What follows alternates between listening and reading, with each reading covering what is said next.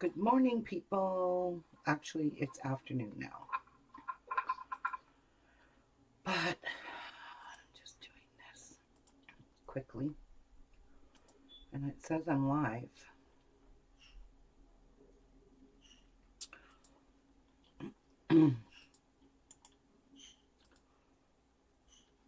That's good.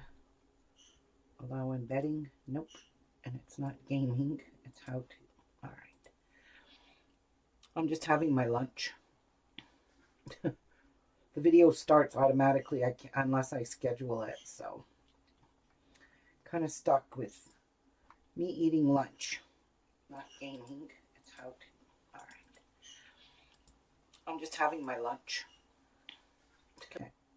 So I just have to post this on Facebook and then we're good to go. And I can finish my quilt.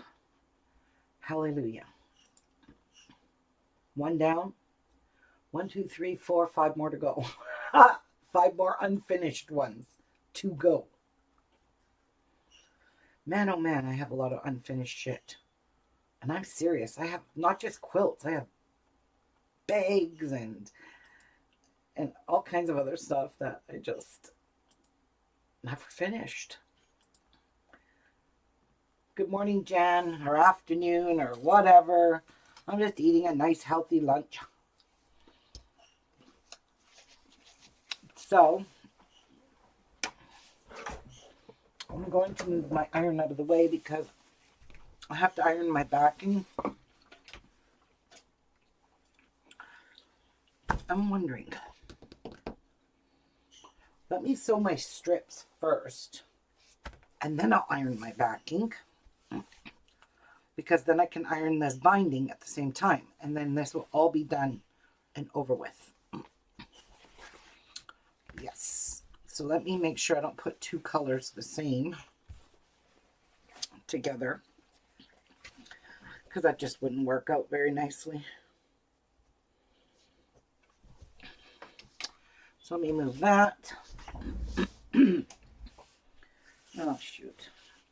Pulled my thread out again. I don't know when I did it. Probably yesterday at some point in time.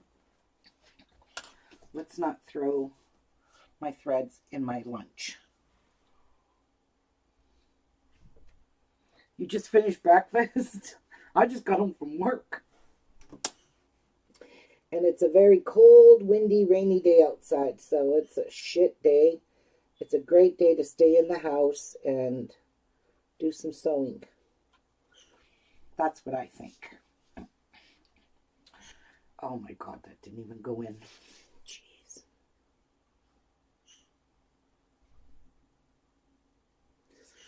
I'm getting worse and worse and worse. Okay. Let's bring this over here. Let's do this. All right.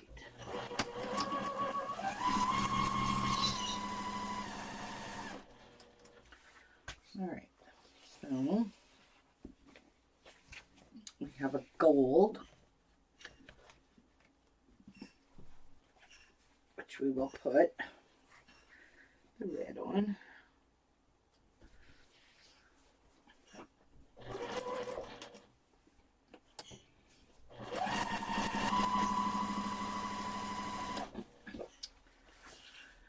Then we have the brown, which we can put this pretty teal on. Actually, I'm going to put the red on. Yeah, because then I'll be done everything. I had to trim down my quilt because it was too wide.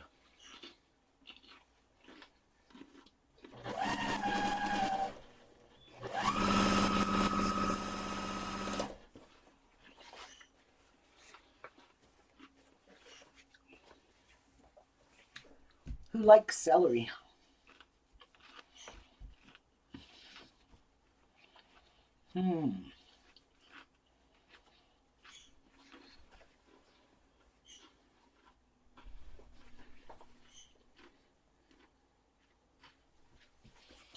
Pretty crunchy.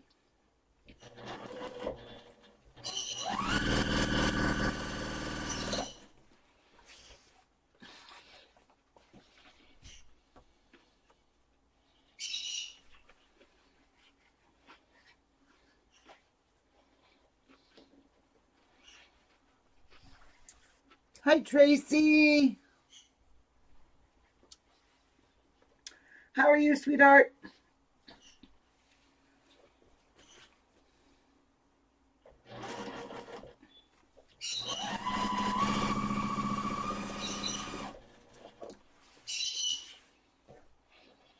I need something to swallow this dry celery down with. It's very dry.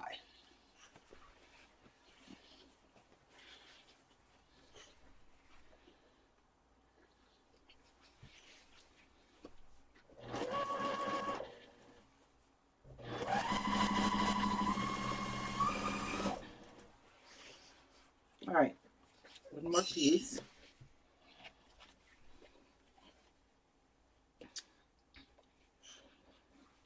And then this will be ready to go to iron. It'll go into the bag with the backing and the top. All right. I like to do all of my binding. I like to finish up my binding.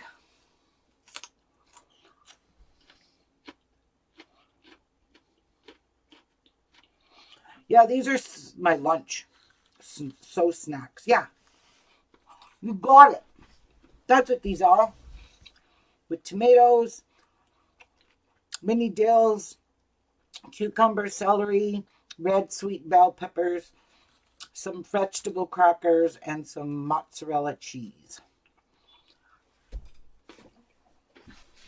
That's my lunch. Okay. Now, we're going to need this ironing board. I have to sew this on with my Kenmore sewing machine because this machine here, this does not have zigzag. And I want to do a nice, you know, satin tight stitch around that because I'm not finishing it. Oh, shoot. Hang on.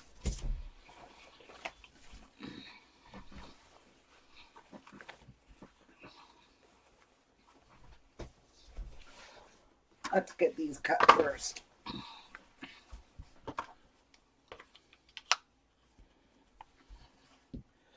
So I usually cut up, over, and over. That one's done.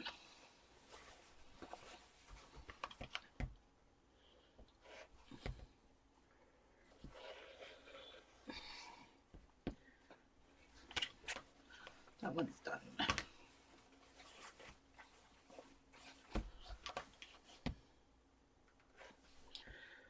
Yeah, it was I was pretty freaking cold on my run today because I didn't dress for that wind. It was yucky. Yucky out. But it is what it is, right?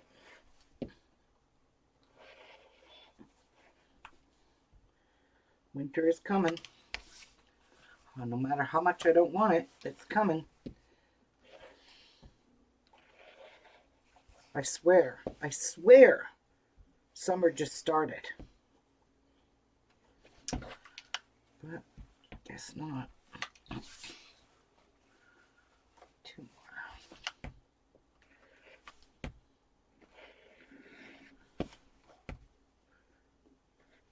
more. One more. And then my binding is all attached. Just got to iron it and it'll be ready to put on the quilt the minute I take it off of the frame. Right? Right.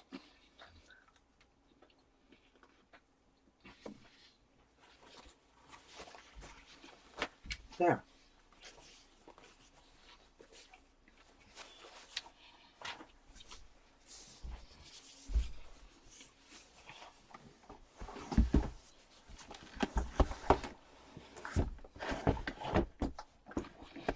This one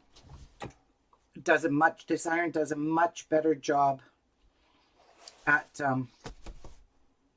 ironing this backing. Quilt along? What do you mean? I need to get my lazy body up and get some work done. Nah, maybe later. That's my answer. My answer is tomorrow is another day. That's what I would say. Tomorrow's another day.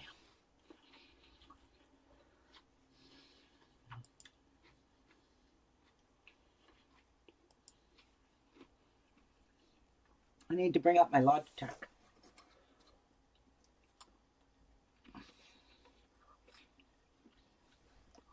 Because I can't move my camera over. Wrong way. There we go. And it is not on autofocus, so.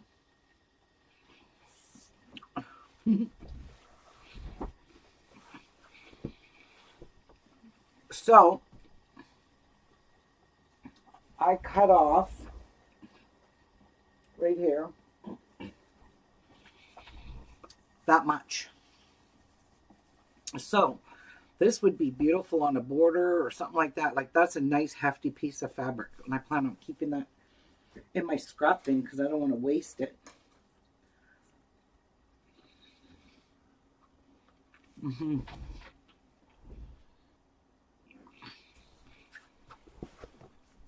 So now that we determined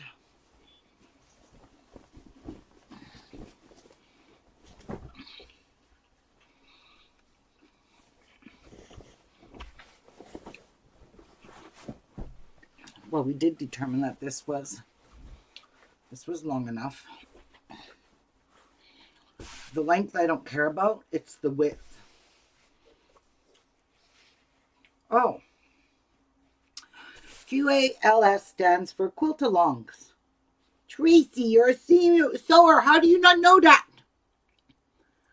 Tracy, how do you not know that? So this seam here, you won't see it, but it has to be at least a half an inch so it never breaks open, and it's good for when you're quilting it.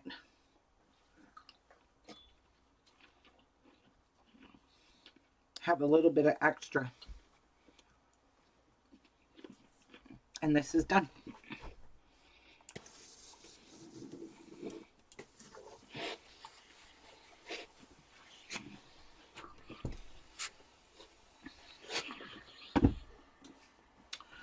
I will give my backing a complete iron over.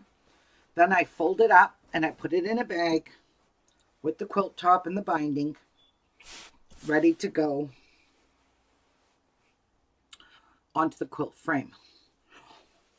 Or I might take it to a long arm quilter. I don't know. I might go to a long arm quilter. We have one here who does quilting lessons and lets you use her long arm quilting machine for $30 an hour,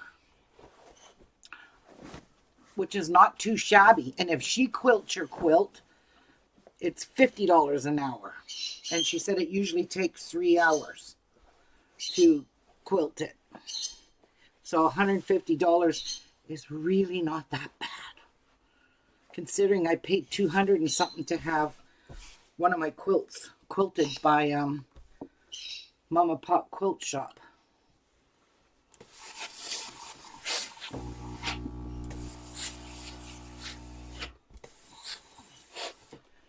But before I put these into a bag, like, I don't know where all my quilts are that I did.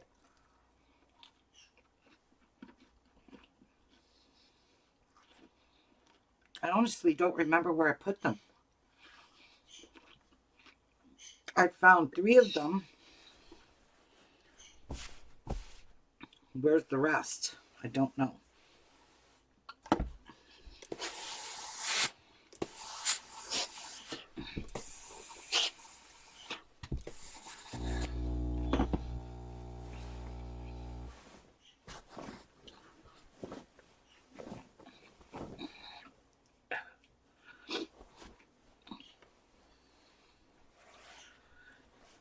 Now,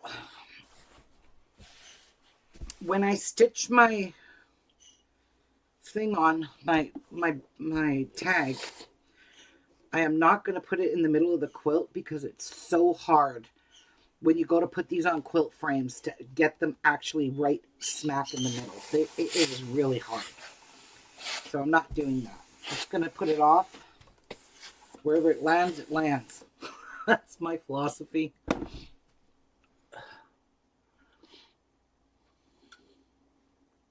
Hi, Lin Young. How are you?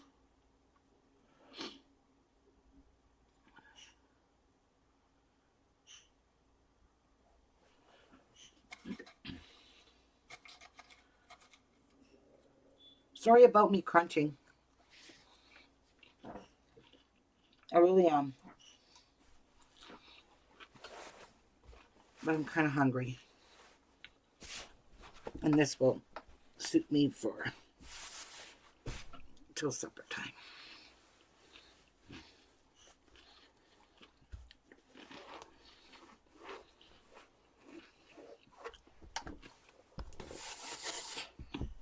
Shit. That is what I did not want to do.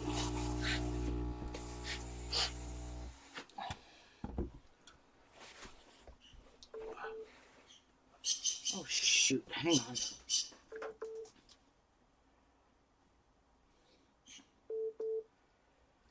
Hello? Hello, is Ruby there? This is Ruby. Hey, Ruby, it's Jason from Select Icon. What can I do for you? Hello, actually, I'm just calling to introduce myself. You bought a vehicle years ago off of us, and your sales rep's no longer with us, so I figured I'd give you a shout and say, if you need anything, I'm here to help. Fair enough, but I got a brand new vehicle, so I won't be needing a car for a while. Hopefully not. Nice. What did you get? 21 Kia Soul. We bought those in 21. Oh, nice. Congratulations. Yep, and I got like 15,000 kilometers only on it.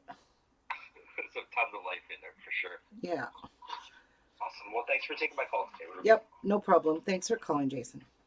No problem. Bye-bye. What? Trying to sell me a car? The hell? He said years ago? Yeah, it was 2014, 9 years ago. And the car was a piece of shit.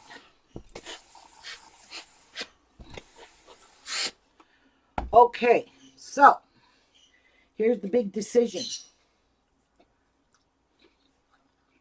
Where am I putting this? Well, isn't this fabric pretty? Hi, fabric car! Alright. So let's just get it nice and straight. And I'm just going to park it wherever. And then I'm going to iron this again after I get this on.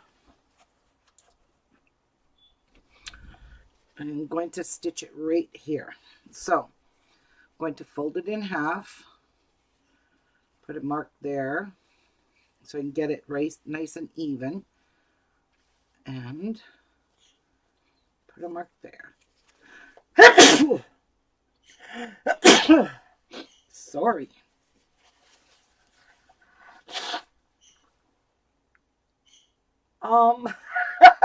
Liana, what are you doing? Get to work.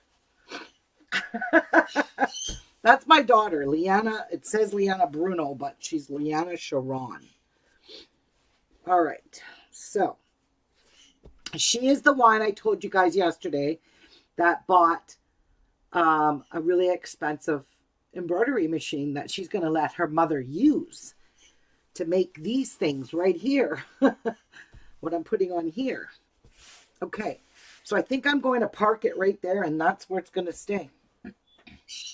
How do you like that? So let's put some pins in here because I don't want it to shift or move.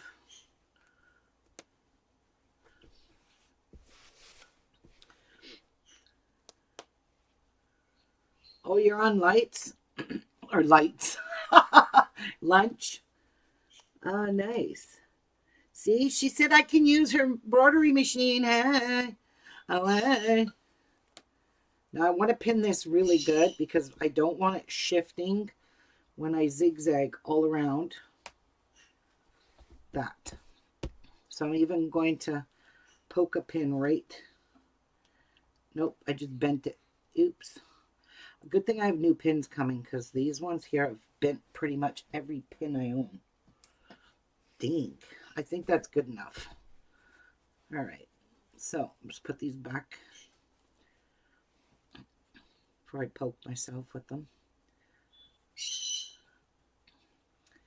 And she is going to come over and I'm going to teach her how to make a quilt because she wants to embroider something, blocks, and put them together for her husband for Christmas.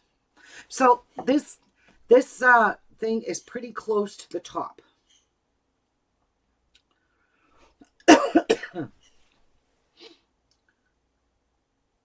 Yeah, Robert, don't worry. We all spell things wrong. So there we go. That's my quilt label.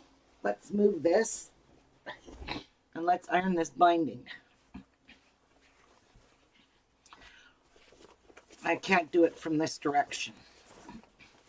I know I'm an oddball, but hey, it is what it is. All right. So we will fold it. I have to be able to see that I am completely folded right in half for my binding. It's pretty stiff.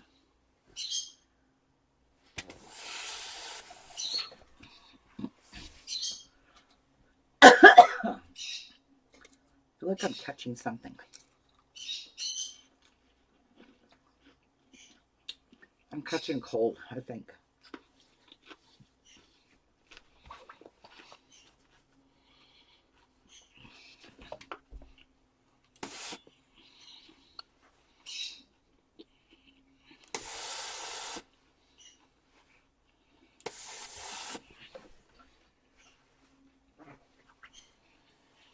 So once I get to here, I always press these open to reduce the bulkiness when you're sewing between layers on your quilt.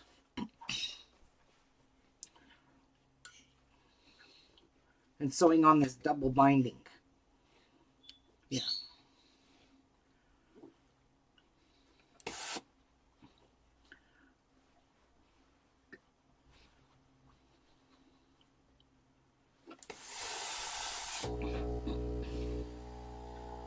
Ouch, it's pretty hot. The ironing board.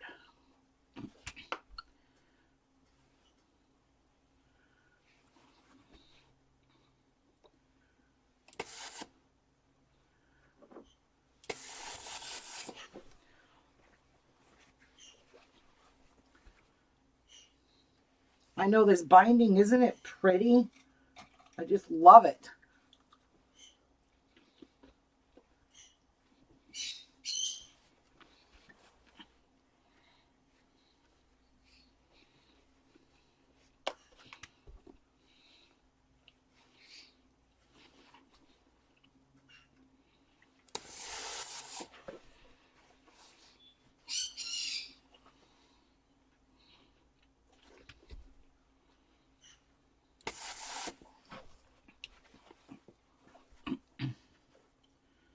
Press that open.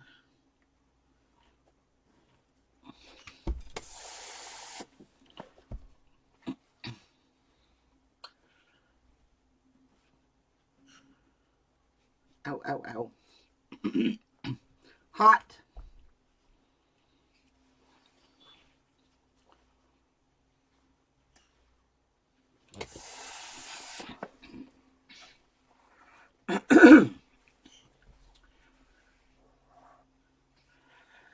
Well, Robert, yes, we are. I showed. When I'm done here, I'll show you it. And it's not a free pattern, though. It's the one I linked in chat the other day. It's a It's out of a magazine.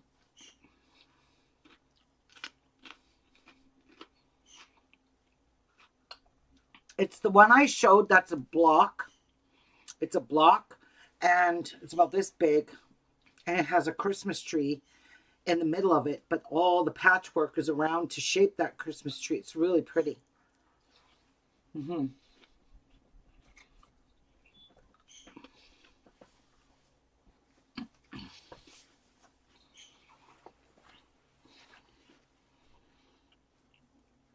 I love bell peppers.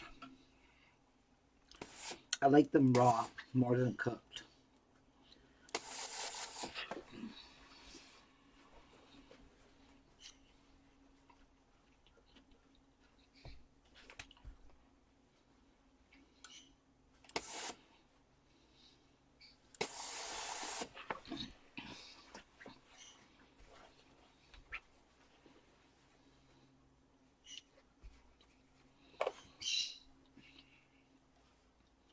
I'm probably got way too much binding here, but I don't care. I'd rather have too much than not enough.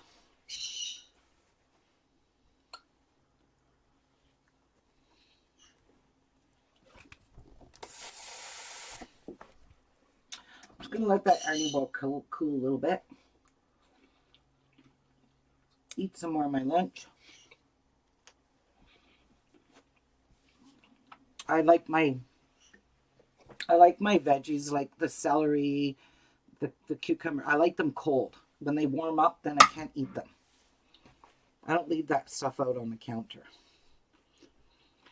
It all has to go in the fridge and be nice and cold.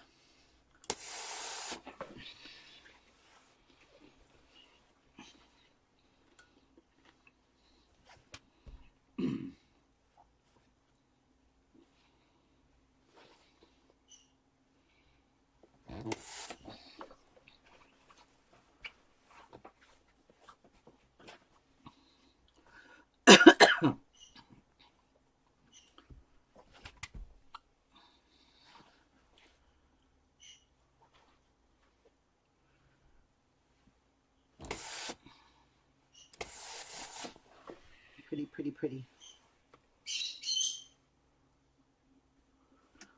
I made her hungry. You missed it, Robert? I'll show it when I'm done here. Just because I don't have room on top of this. Just kind of get this out of the way.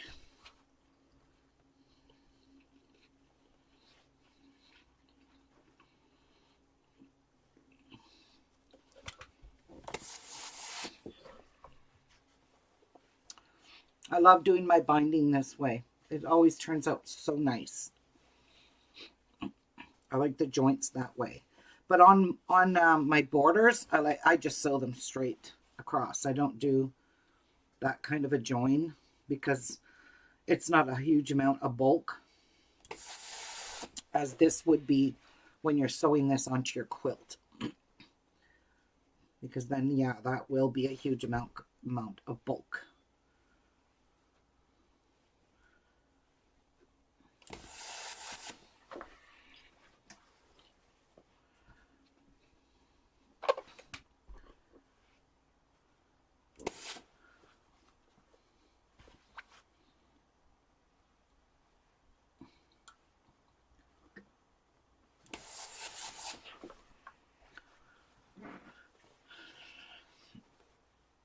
A nice little tail hanging down here.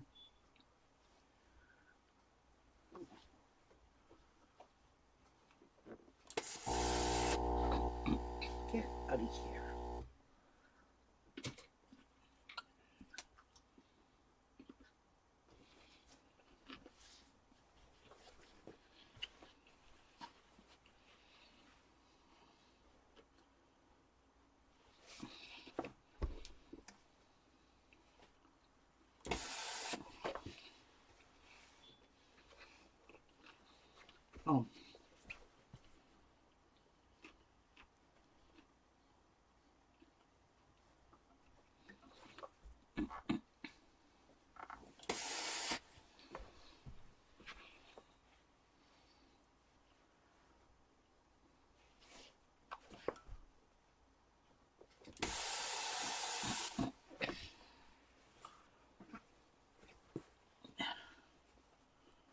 Getting there.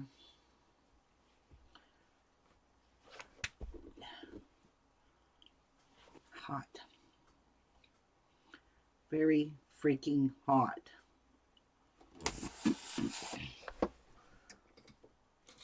I'm hungry.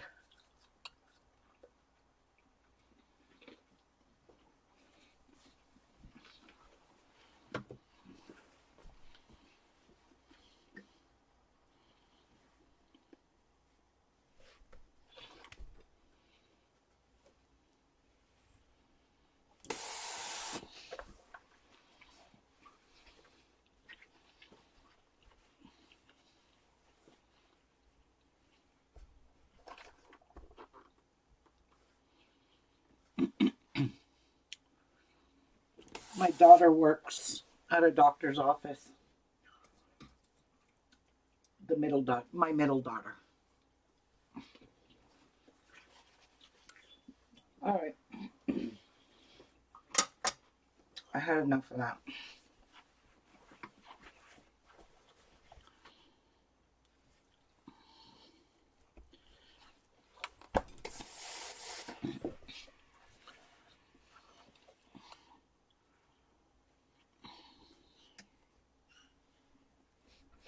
There.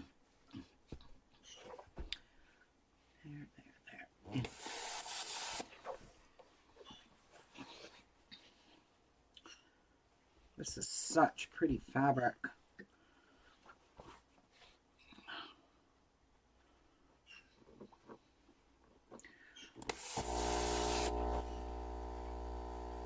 I love this iron. It is awesome. It presses everything so nice. And no pressure. You don't gotta go like this. Just does a wonderful job. Especially on starched fabrics like this. So hit it with a little bit of steam and it puts a really nice little crease in there for you. Oops. Now I'm not going to get rid of my ironing board because I do have to iron my backing once I get it sewed. Because if I iron it now and then crunch it up underneath the neck of the machine here, it'll be all wrinkled again. And I don't want it all wrinkled. Now we'll give my quilt top a little pressy.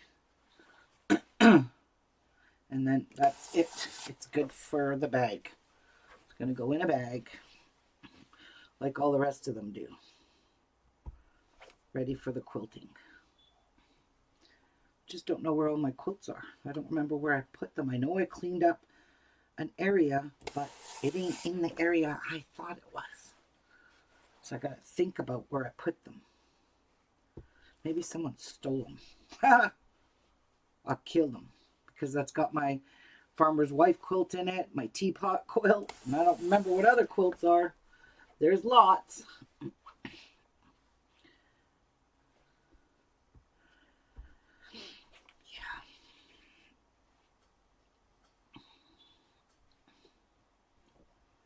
Oh yeah, Jeff's mom's quilt I made her, the log cabin.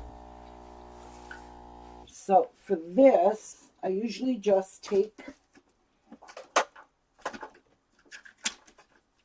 a ruler and, oops, I'm going to go this way because I don't want to fray it, and start winding up my binding.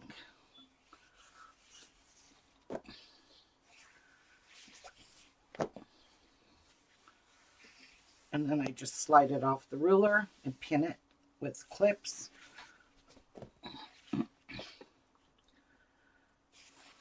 But it's ready to go now. And it's done.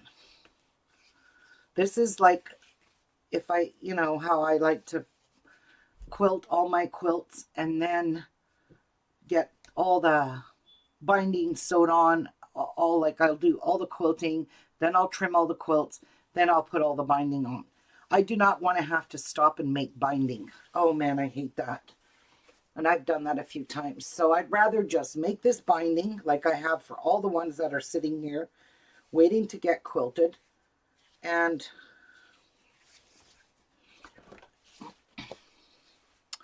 there you go. They're ready to go when you're all done, all of them. I'm getting really tangled up here. Okay.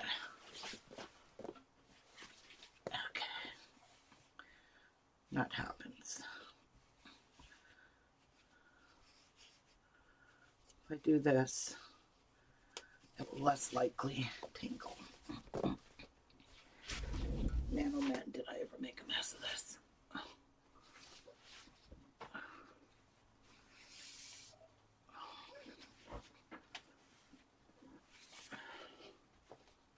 Jeez Louise. I tangled this baby up good. Now it should be okay. Yeah, this is a fun, it is a fun binding.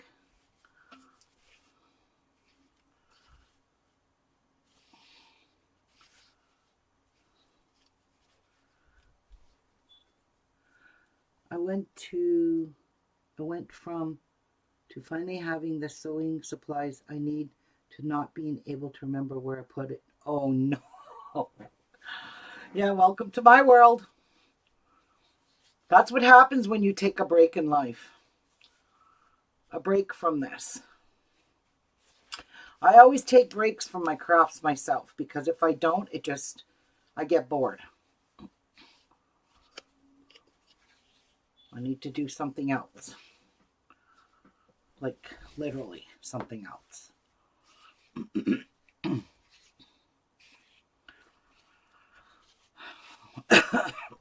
Which is kind of dumb. All right. So I'll just slide this off, put some clips to hold it so it doesn't come unraveled.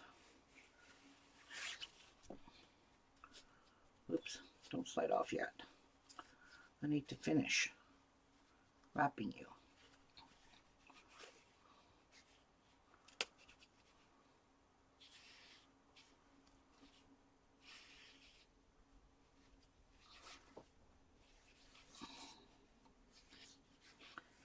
All right. Now we are done. So what I'm going to do is kind of open this a bit so that this ends there. And then we will put a couple of clips in it.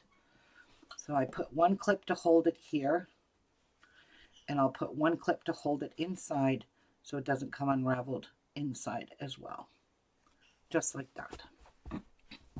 And there, my binding is done. Look at how cute. It's pretty.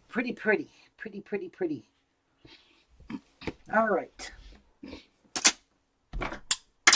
Let's put you over here. Let's move this for now, for a bit. And let's bring down, I gotta move you over a wee bit for now. Because I need to pull out this machine. Yes, I do. Oh, my cord is stuck. There we go. All right.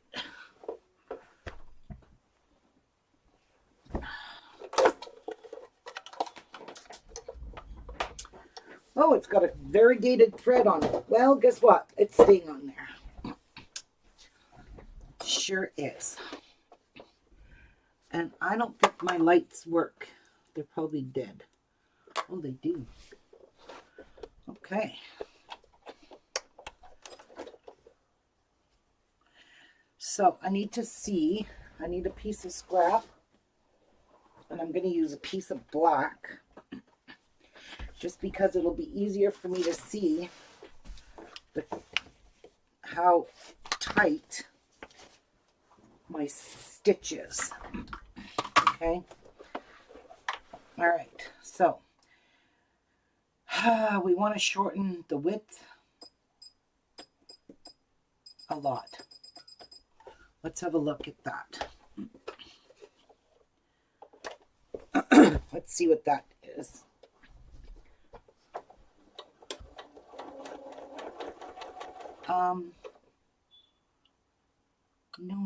No.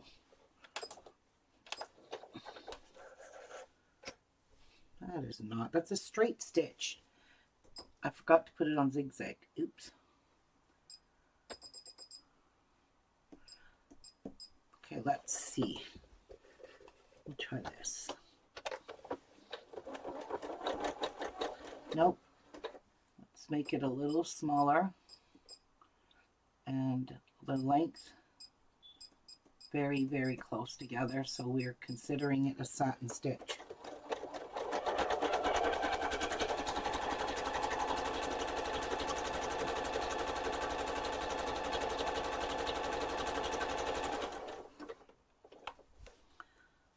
Do I like that? Well, I will like it, but it still needs to be shortened.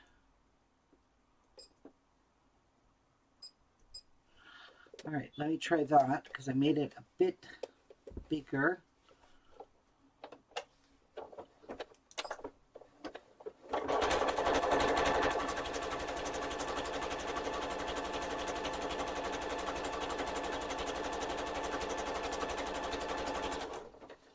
Okay. Ooh, I like that. Okay, that's what we're looking for. So there is my satin stitch that I need. It's pretty. Look at that. It's a very colorful thread. See it? Isn't that cute? All right. Let's sew our patch, our label on without getting poked. Where did I put you? Where are you? I don't want to get poked. I see it. It's right here. All right, so just bring this underneath the machine, like so. All right.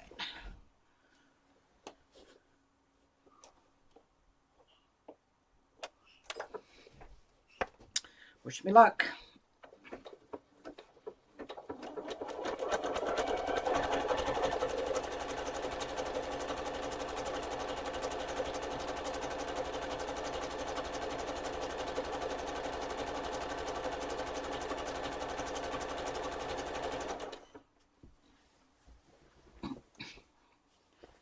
Let me see how that's looking. Oh, it's looking mighty fine.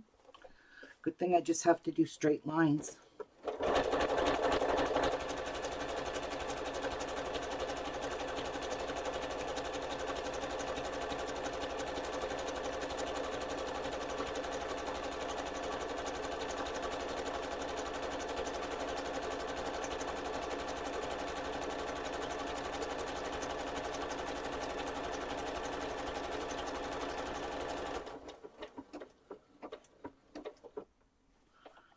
Okay, pivot. Oh, that looks wicked cool with the colored thread. Honestly, that looks amazeballs. It really does. Look at that. Oh my God, Becky. Oops. Did I go too short? Yep, I need to go take a couple of more stitches. There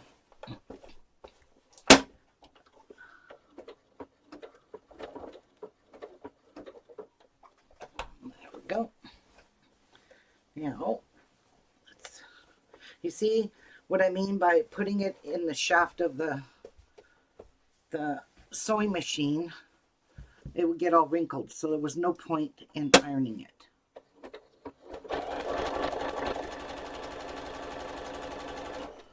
Got a pin in the way.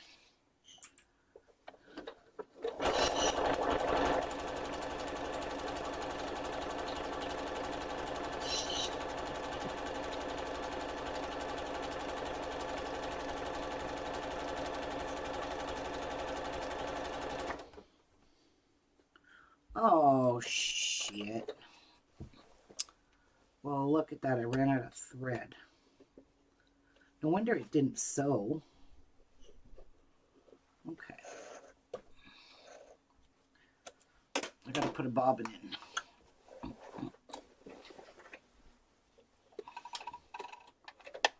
Yeah, bobbin was empty. And I already have pre-filled bobbins that I did for my Kenmore and for my Juki, because they're both two different kind of style of bobbins, and I can't use the same bobbin in.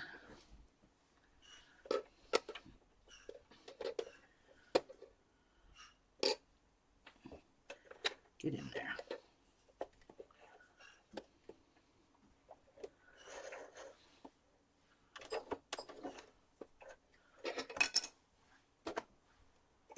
There we go.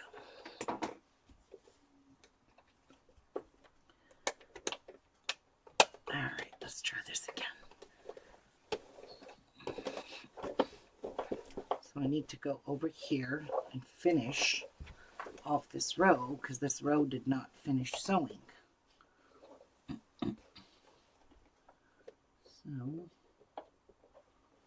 I go about there, straighten that.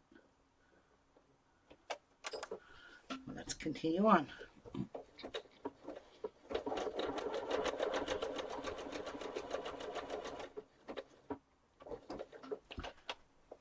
Now let's turn it.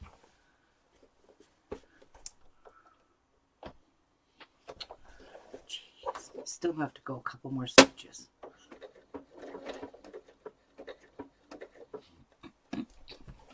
Now let's try that.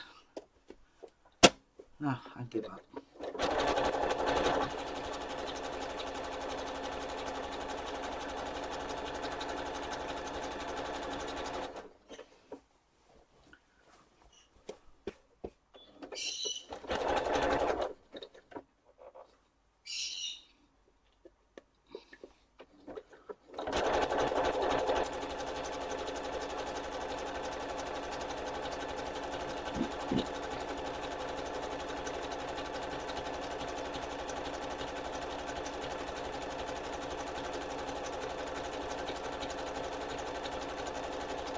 Ouch.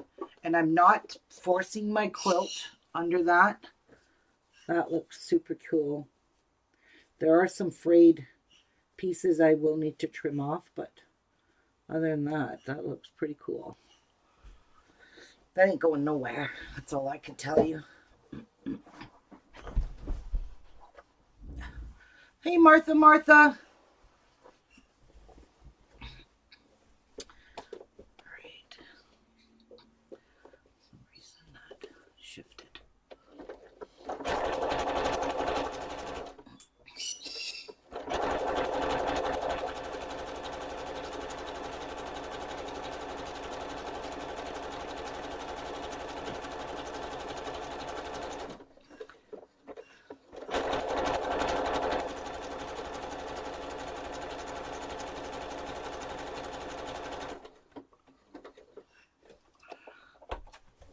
So this is basically how you would applique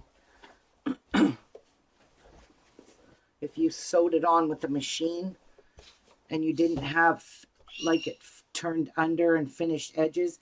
The reason I didn't back this with anything, because it just makes it too bulky on the back of the quilt. So that's why I didn't back it with anything.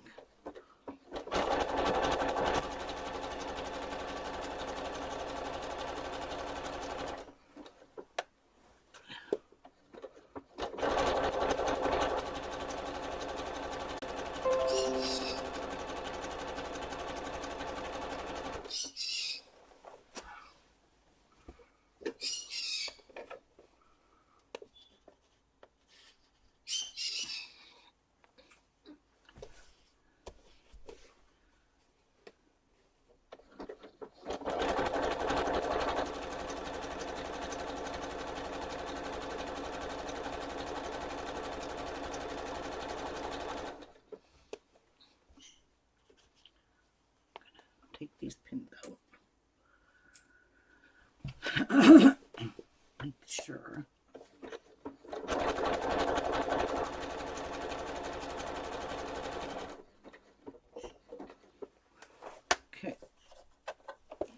Where are you? Right here.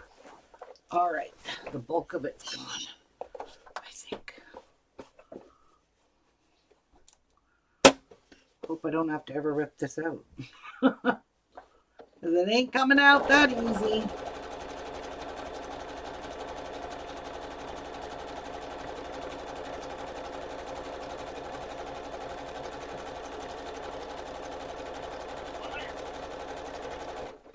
What? What did you say? I didn't say anything. Oh, I thought you said, are you done yet or something like that? Nope. I did not.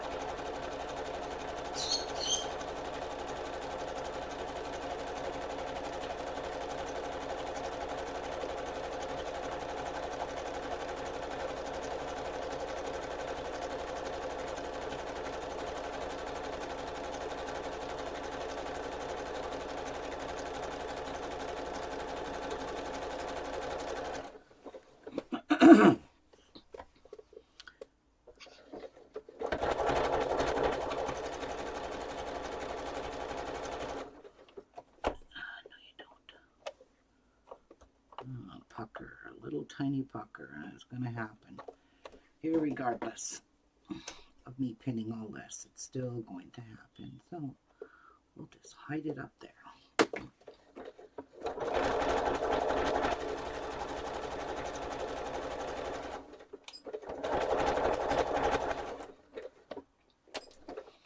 And nope, it's not done.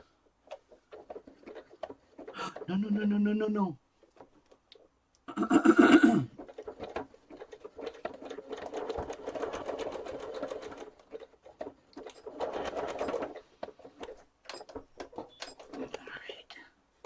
That's a mess, but I don't care.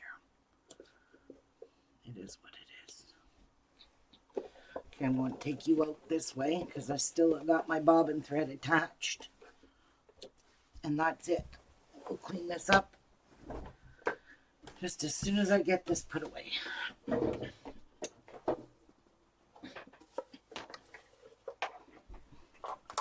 Turn these lights out. Nice. Get this covered back up. All right. Push her back out of my reach. Now, where did that go? I heard it fall. I heard it fly. Oh, there it is. Bitch. All right. This is not going to stay on here. I'm going to have to... Oh, shoot. I forgot to put this back. Oh, well. Too bad. Okay. Get you going. Now, let's have a look at... There's the back. There's a bunch of threads in here, and really these threads in the back don't matter, but I just don't want them to peek through at any point in time when I'm quilting this. So that is the back. There is the front. It's all stitched on.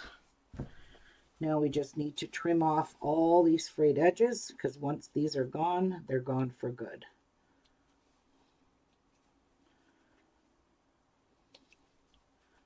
This cannot fray no more.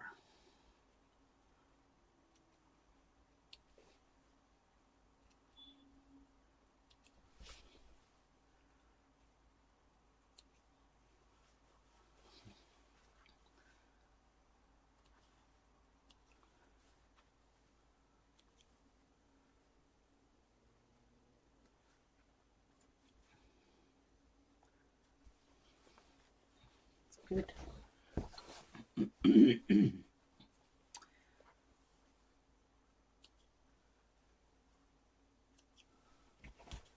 Trying to be extremely careful I don't cut into my quilt with these snips. So I could see a little tiny piece of fabric here I missed, so we'll just cut it off.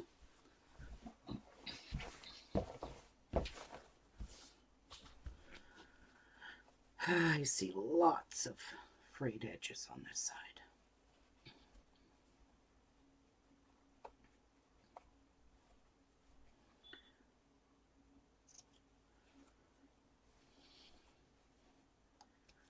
Jeff?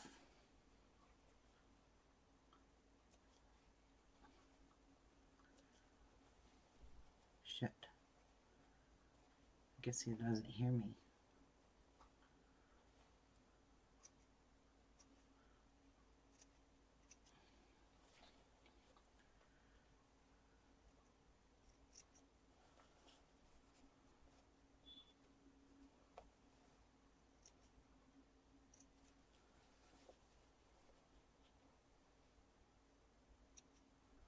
Lots of little frayed pieces that were on this edge. And it sometimes frays even more when it's stitching it.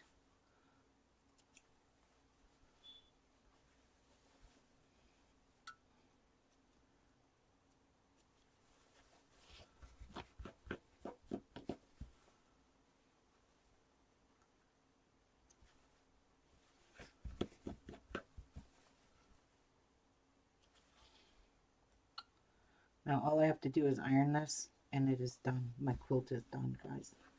Amen. Amen to that.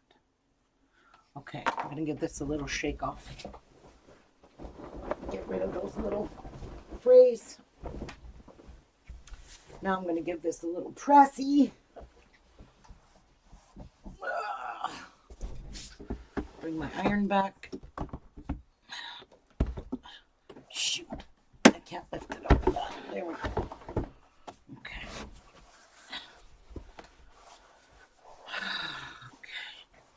Okay. Now, what I like to do is just kind of fold it in half lengthwise where I actually stitched the pieces together and just iron it on both sides. And then the backing is done. Ready to go. All right.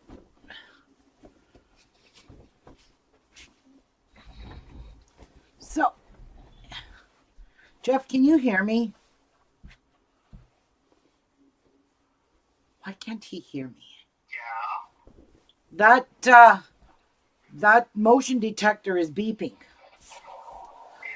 Yes, it's it's beeping like it was a smoke detector. Oh. That the battery is.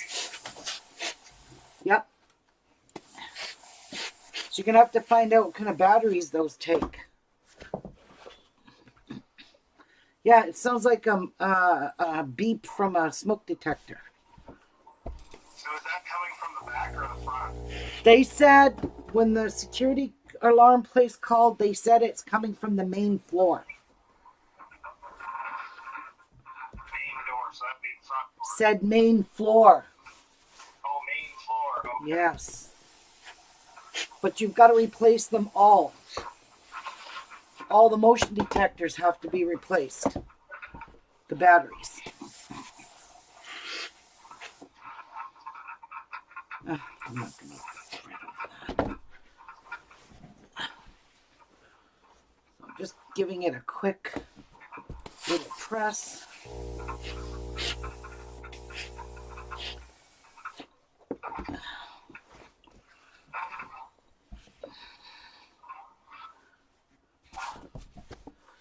Don't you remember last time we got T-Baytel here to come and do it, and it was $270 for them to change all the batteries in our motion detectors?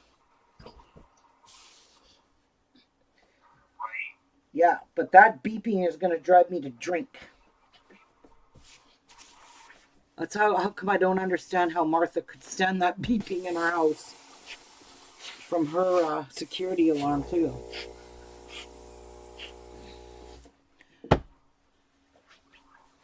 I don't think I have to iron the other side. I think that Iron does a pretty good job on both sides.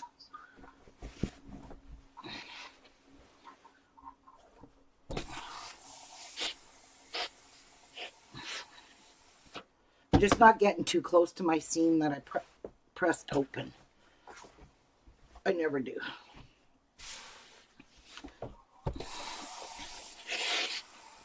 As you can see, I did not fold it properly. That's why we don't want to touch that seam.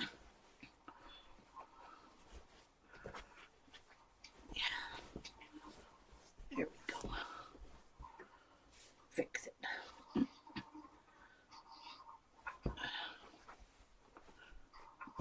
right.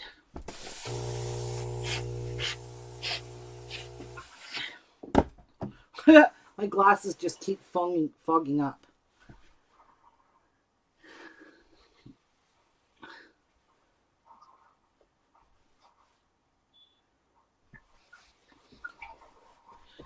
Oh, you're in the craft room, eh, Martha?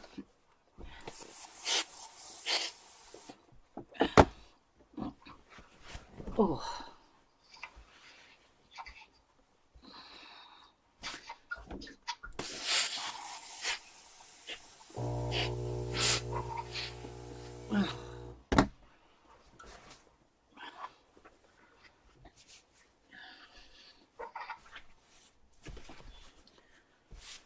Beep.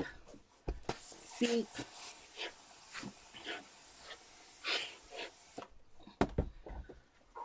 Jeff's got to change all the batteries in the carbon monoxide, the smoke detector. He's got to do everything. But you know you can't touch nothing until we call the alarm system, right? You can't? No, you got to call them to tell them you're working on the system because they'll think somebody's tampering with your security system. Yeah, they called me one time and said, you do know that you should be calling us to let us know that you're doing maintenance. So I have to call them when you start taking the backs off those things. There we go.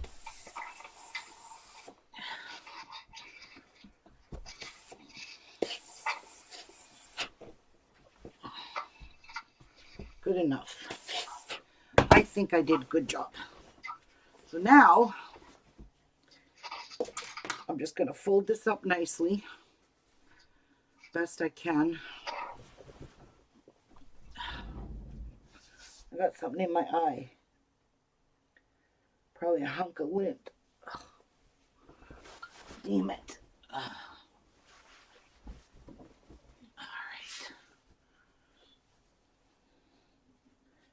Whew, I'm hot. I'm going to have to turn my fan on soon. Hot trot.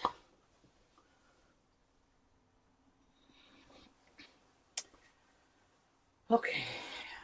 All right. So, good job. This is complete.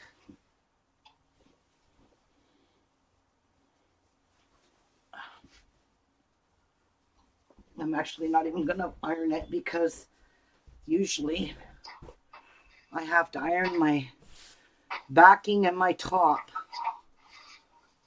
when I take them out of the packaging to quilt.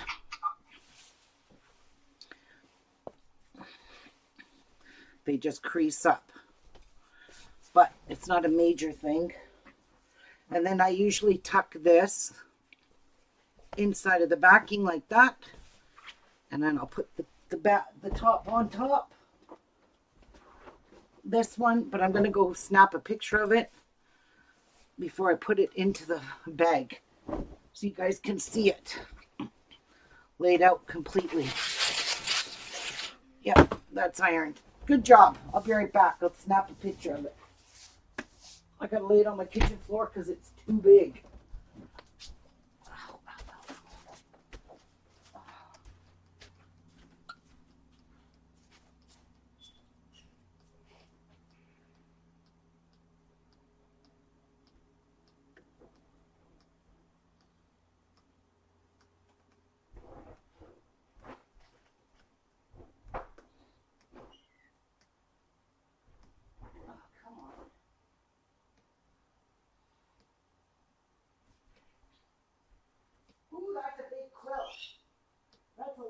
bigger than I thought.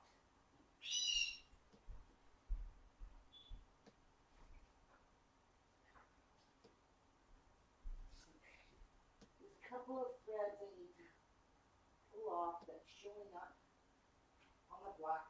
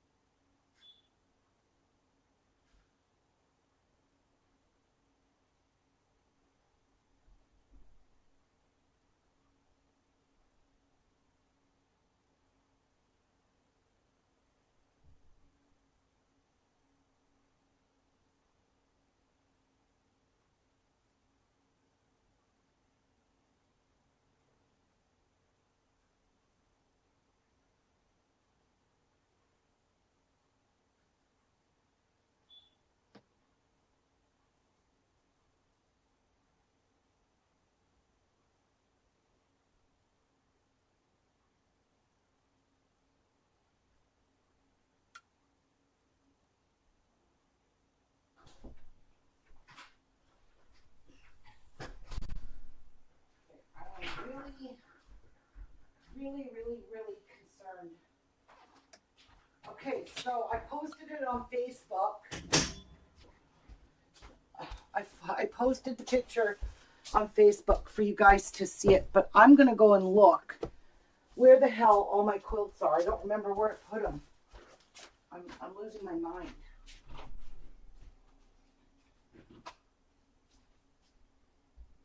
Oh, I found them.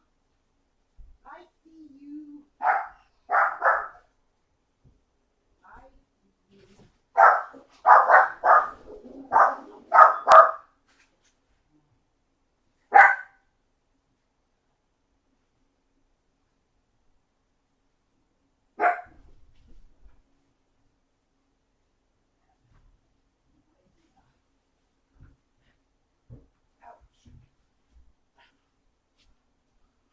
Okay, I found them.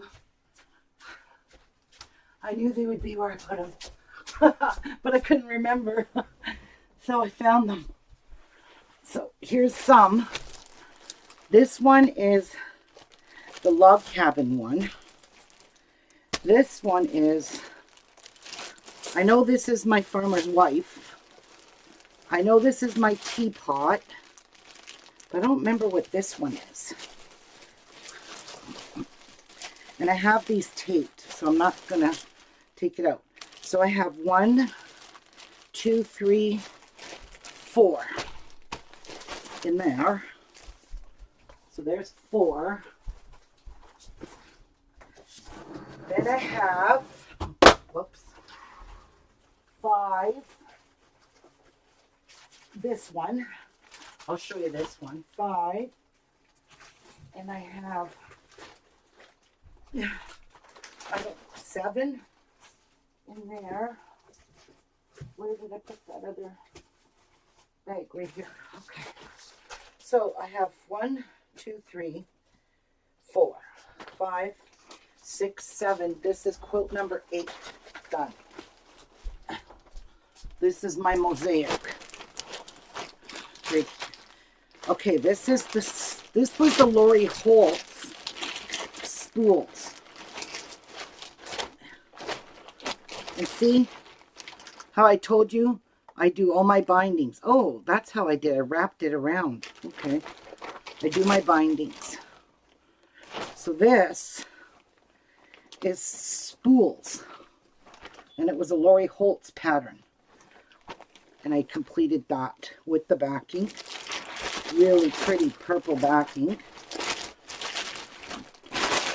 And then, that's for the new one. I have a couple in here that are completed. I think there's 2 in here. So this one, this is my barn. And there's the binding, all done. And this is my barn made out of all my scraps. This was the barn one I did. All made out of scraps. I made all the roofs the same though, and the doors. So that's done. That's the backing, and that's the binding for it. Let me put this back in the bag. It ain't gonna be easy. And then the mosaic has beautiful dark purple binding. That's the backing. And there is my quilt seamed in there. This here, I seamed this in, and I didn't want to do that again for the move. I hate piece backing. And this is the mosaic quilt. And I'm not unfolding it because I don't want to fold it back up. So that's 8 quilts ready to be quilted.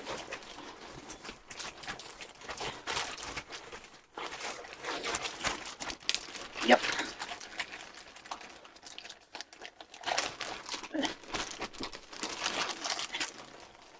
And I already showed you this one. Shoot. The binding fell out.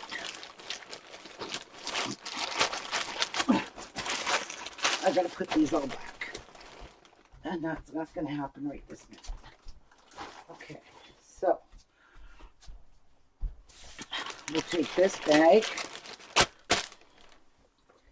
And I'm going to do the same thing with this binding as I done with the other ones. Just take a piece of strip of something out of my garbage here. Right here. This is perfect. Wrap it around. And that way it'll lay flatter. And snag it there. And cut that off. There we go. So now that can go in there. And there is the quilt top. And that's how I do these. When I get enough of them made, I will bring up my quilt frame and quilt them all. So that's completed. These are all such pretty quilts. I'll put that one there. Holy shit, I got a pile going here. All right, I gotta show Robert, are you still here? Hi, Pamela Shepherd. Hi, Rajul. How are you, Rajul? Robert, are you still here? Because if not...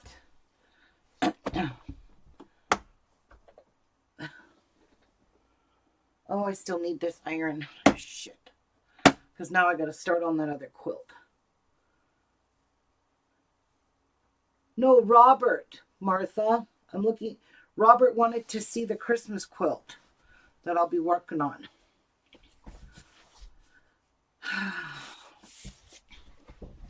Okay. All right. I got to do some starching. What is the name of your iron? My iron is a Rowenta. Rowenta. Rowenta compact steam. It's a Rowenta compact steam system. And it's lovely. It's lovely. I love it. I love my Rowenta. So this is my starching cloth, and it's 4 layers of flannel. And believe me, it is so starched. Thick with starch on it.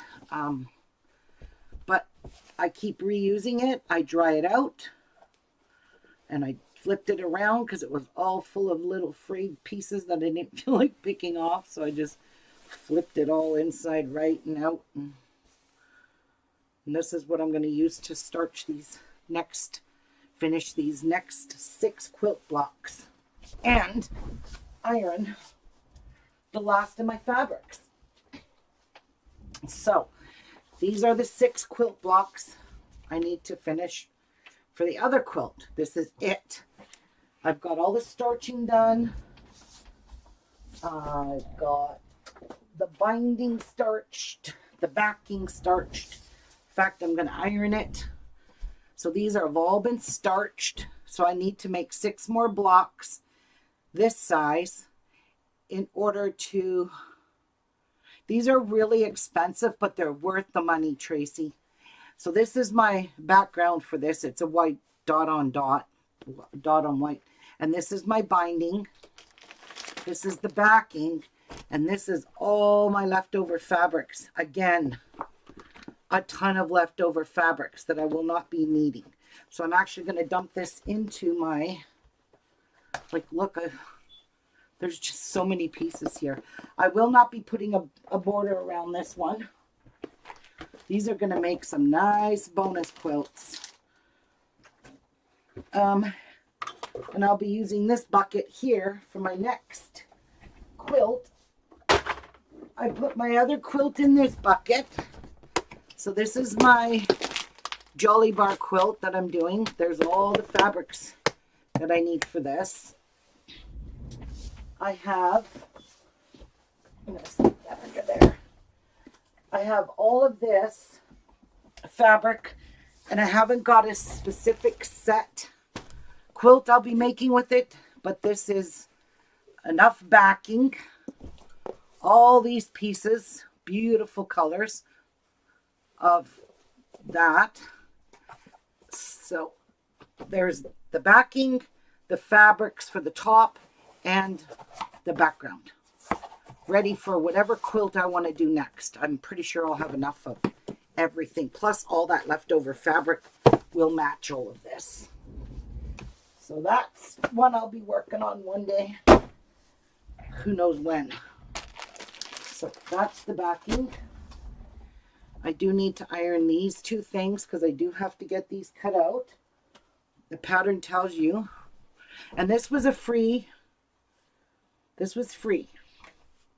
The RBD block challenge. This was absolutely free by Riley Blake Designs. So RBD. It goes up to 16 blocks. And it gives you the finishing of the quilt. So with this binding, I need to cut 6 2¼ inch, but I'm cutting 2½ inch. I don't do 2¼ inch bindings. So I'll be cutting 2.5, 6 of them for this. And it tells me I need 410.5 width of fabric in the white. And then I have to subcut them into all of this in order to finish for it to be like this. It's not a huge quilt. It's 50 by 60. To me, that's good enough for a young person, a kid, teenager. But the last 6 blocks I need to make is block 6. This one, 16, 15, 14, 13, 12, and 11. Follow the leader. That block should be done, but I'm not 100% sure. So let's have a look. Yep. That block is done right there. But I did them all in soft pastel colors. Nothing bold in there. So I just have to get these quickly starched and get these quickly ironed. And this is what I'll be finishing today. I'll be starting on it today. So let me just quickly get this ironed. This is the background fabric that I need. And it's starched, so that's why it's very stiff, like a board. But I'll tell you what, this iron will iron it beautiful for you. See? Look at that. It's just amazeballs. Let's get this ironed quick, because when I'm done these blocks, I can get this stuff cut out and get this one put together. And this one will go together a lot quicker than the one I just finished. I like this dot, white on white dots. It's pretty. And I got this from my fabric land for really cheap on sale. Some time ago I did. Just not sure when.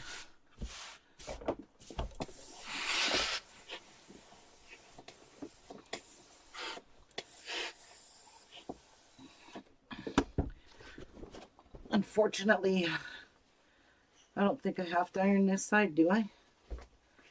No, I think it turned out pretty good. Yeah, I don't have to iron both sides. That's what I love about my iron. Don't have to iron both sides because the heat penetrates right through it. And there's my little piece of back binding. 6 strips is all it takes. Trying to get my fabric to be straight. Near impossible.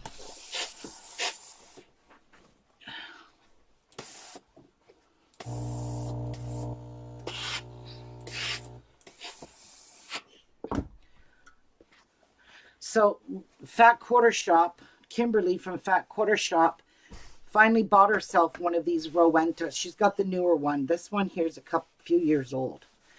She's got the newer one, and she absolutely loves that iron. Can't say I blame her, because it is a good iron. But it's not my everyday go-to iron, because it's too bulky for me. I don't have a place. If I had a station set up for ironing like a lot of people do, I don't have the room in my craft room for that, unfortunately. I can't. I have to do both sides of this one. It's very crinkly. And I don't want my binding to be all lopsided. All right. Ta-da, done with this. Okay. So these are starched. Don't want to press on this too much because it'll leave those permanent folds in it. And I don't want that. So I got to starch now. And I need my fabric cover, my starcher.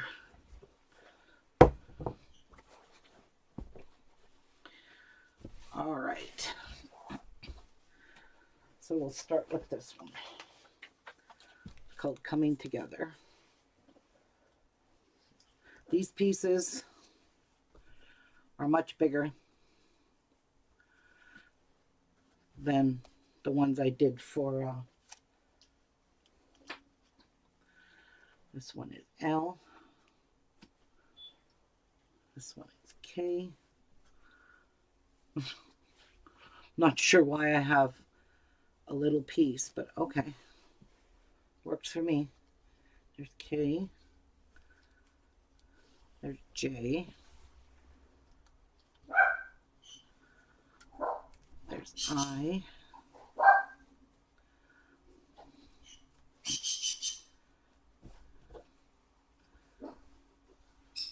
That's I with those two. So I'm going to put that there. This is F, G, and H. F, G, and H. So I'm just going to do that.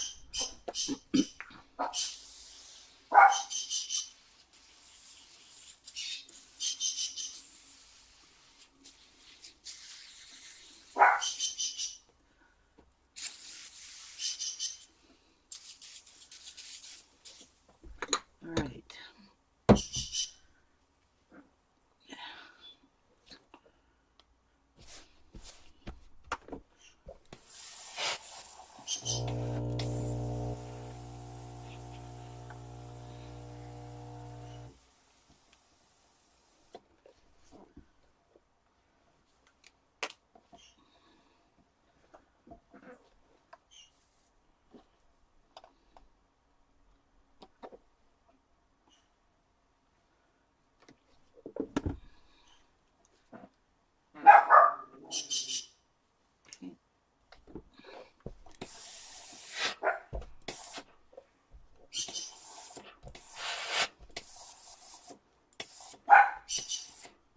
Girls, shut your pie hole. Oh, wow, that's still wet. Just hold the iron on that a bit.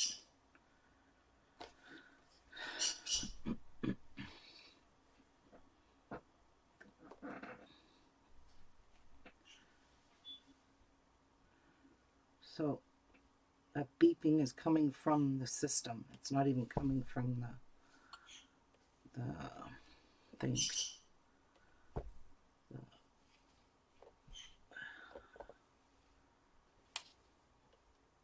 Okay, turn that over. Turn that over.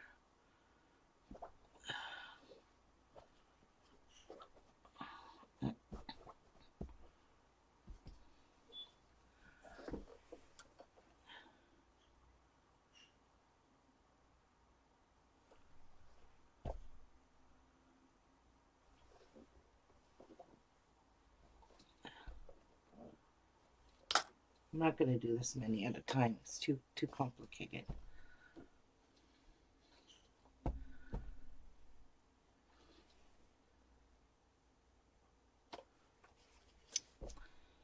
Just a big mess.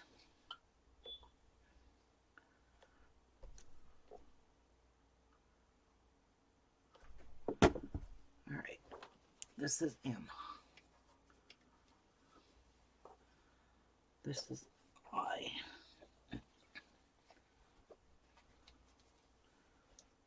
This is K, I think. I don't remember. We'll figure it out. This is J. This is I. I know what I did wrong here with L. This is L. And this is K. I know that little piece was attached to this for some reason, so we'll just leave it like that. This is J. And this is F, G. Just so I'm starching one piece. I think that's why I did that. Yeah. Make it easier. This is E. It's going to do a little spray.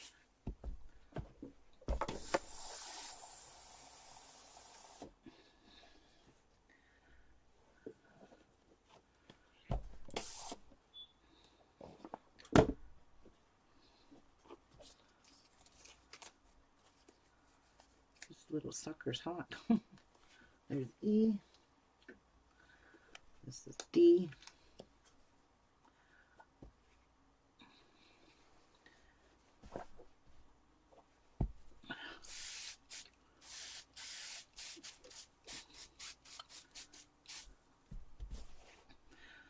I put a little too much starch on that, so I am not going to touch that with my iron.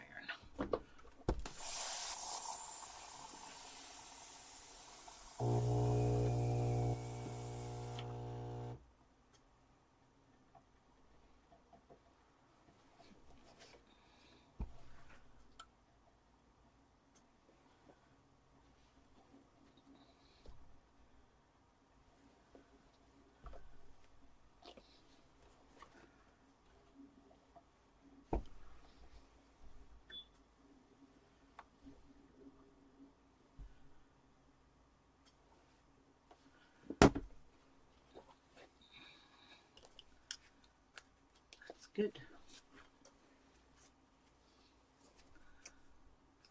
See?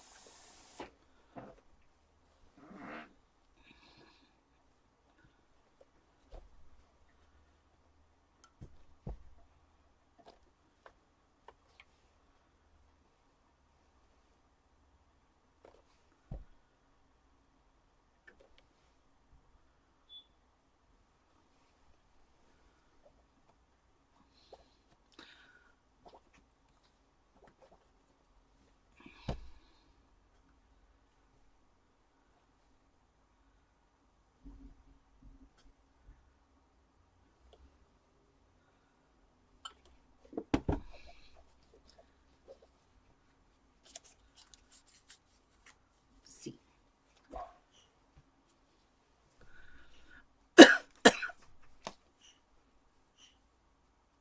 D. And A.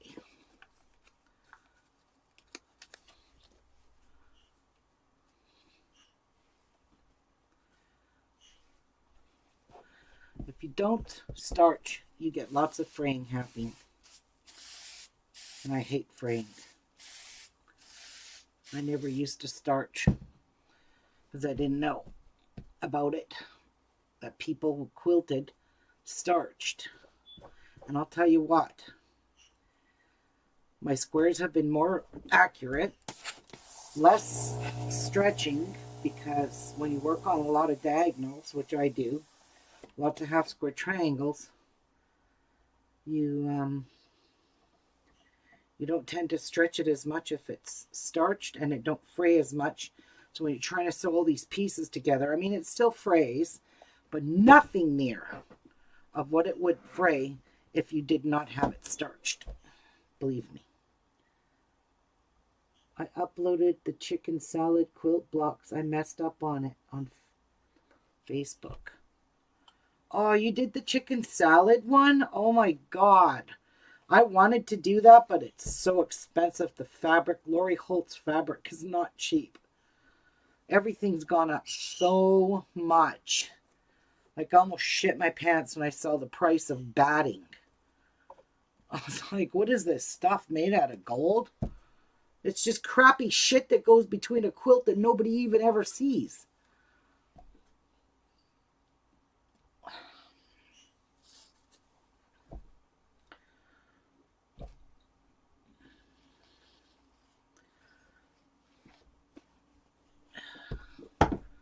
Good enough.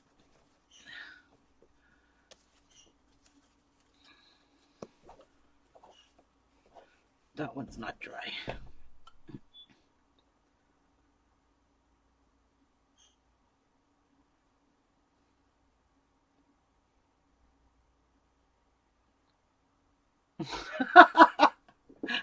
On cool crafting stuff.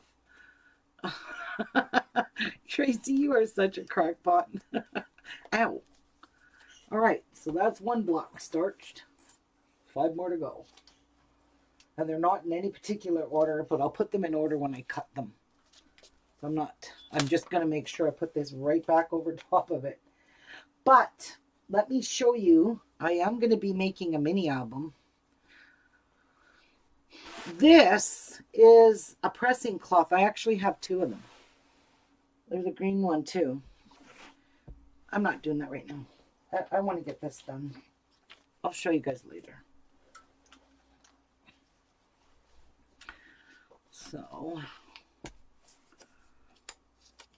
it looks like I cut some nice big pieces. Cool.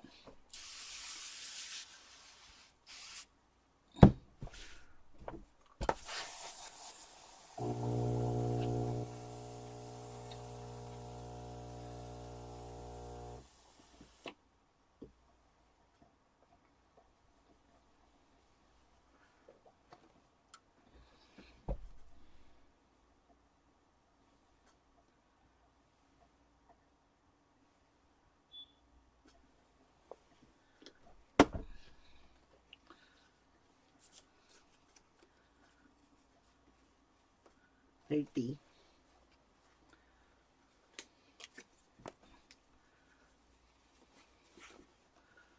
This is C.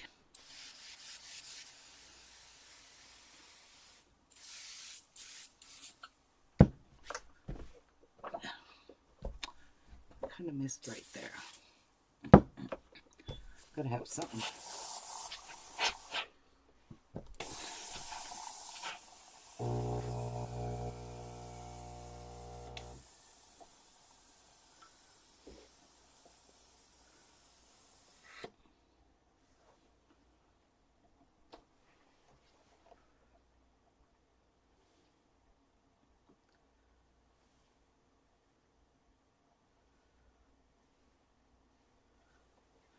So Tracy, did you use the chicken salad sew templates, Sew Easy templates, or whatever they're called?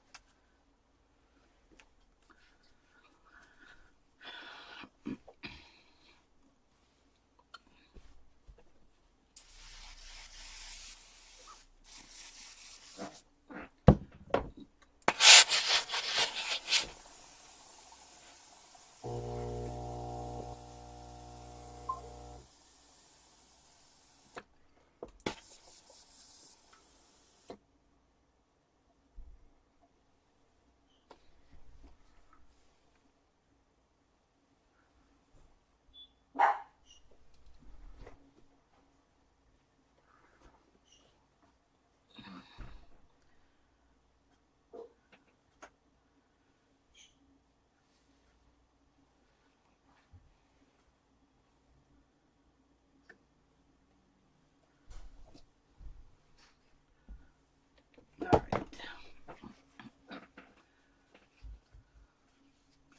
It's lightly starched, but it's starched. That is A or B, and this is A.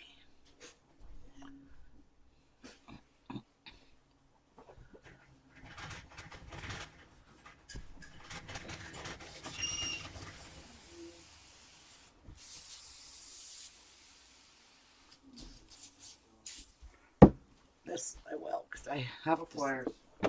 Oh, amen. Amen.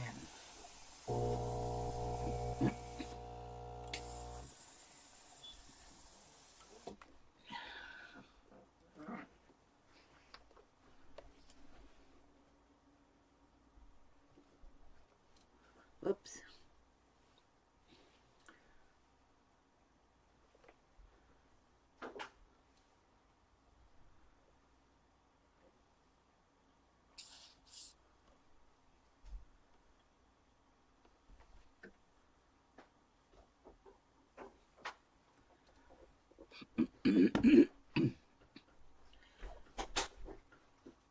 That's coming from the side. No, it's coming from the panel. It's not on the motion sensors. It's the one of the motion. It'll tell you on the panel what battery is going. It says 12, and 12 is hall.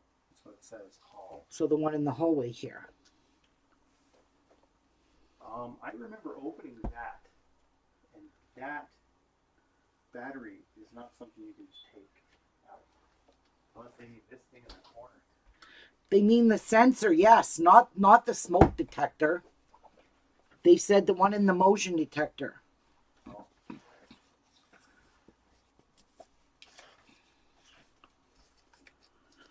All right, that is another one down.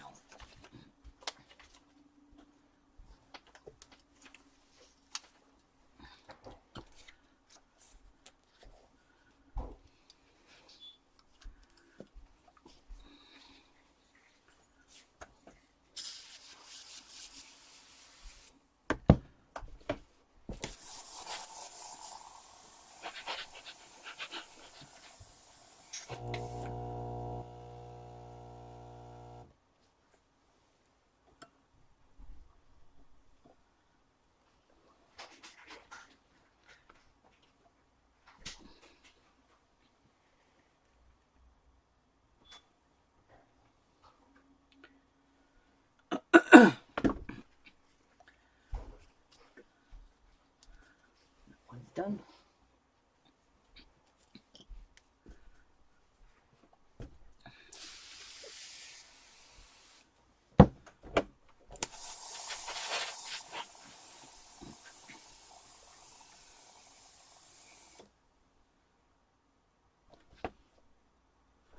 As long as I'm not getting starch on my iron, because I hate cleaning it.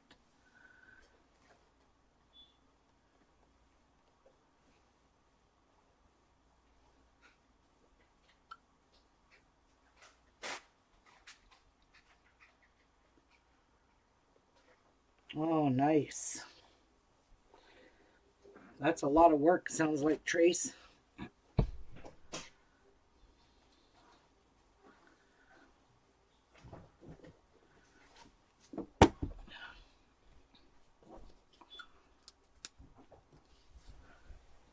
F. I'm just going to do it this way. Instead of trying to stretch it out.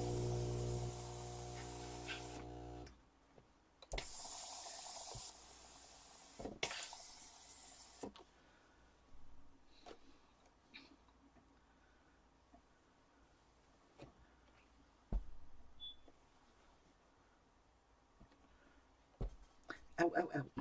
Bitch, that's hot.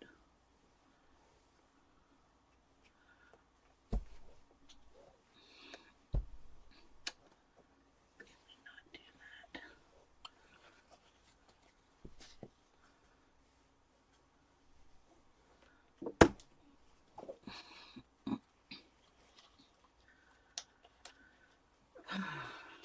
E.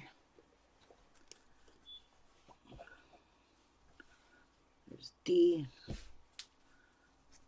C looks like it's about the same size. And it is.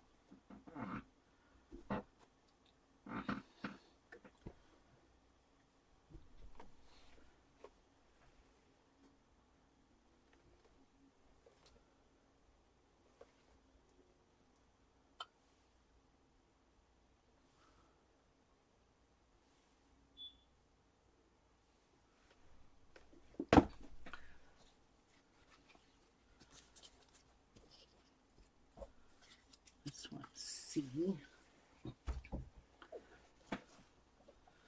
This one is D.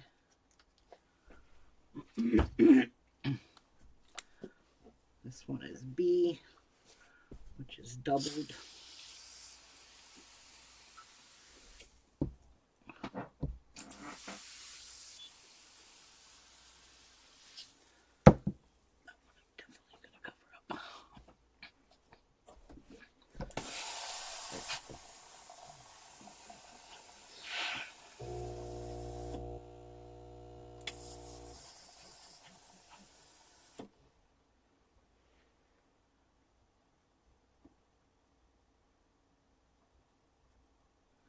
Oh, I bet, Tracy.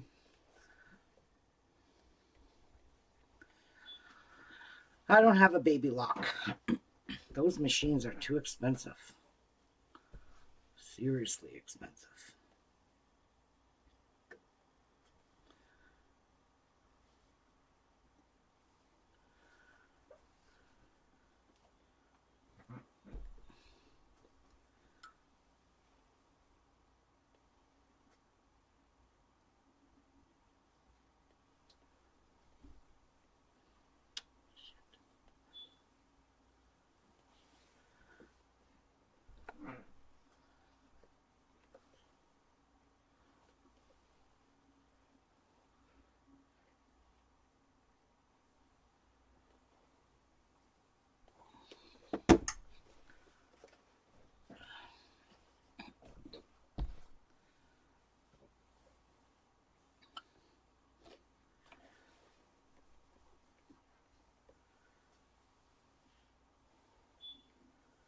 All right.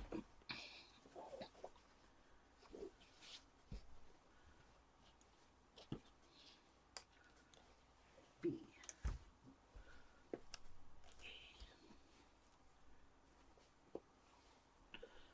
A is just another piece like that.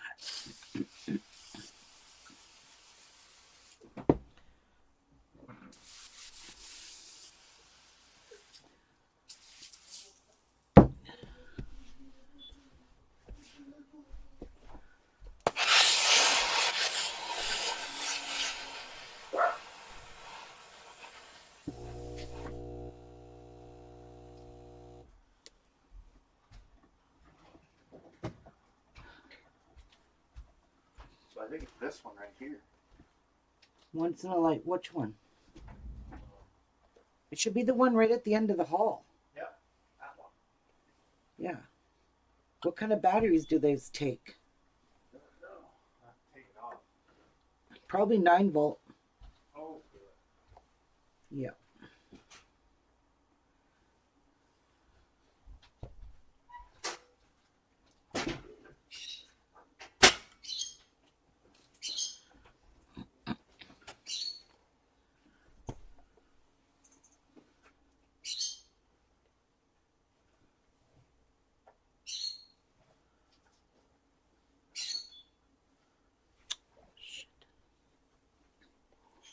Dang it.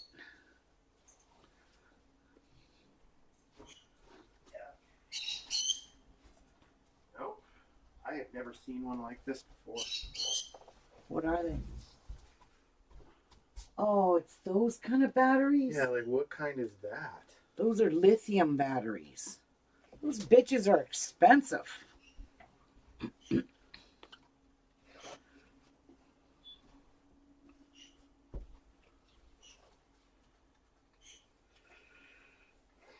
I mean, this wasn't hard to get off. This is pretty easy. No, but you have to change them all. I really don't want to pay T-Baytel $350 to come and change all those batteries. Well, where do you get these? 'Cause I don't know. Look them up on Home Depot for me. CR123A. Yeah, those are lithiums. 3 volts.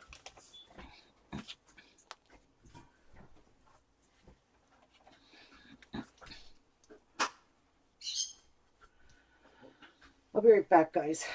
We've got 3. We are on the 4th, and then I have 2 more. Then we can start cutting them out and sewing them.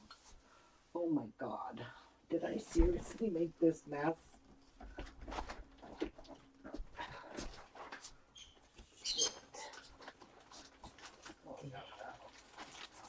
Yes, I did make this mess. And I need to clean it back up before I go mentally insane. It will discourage me from coming back in here if I don't put the shit away. Oh, my God, is this ever heavy?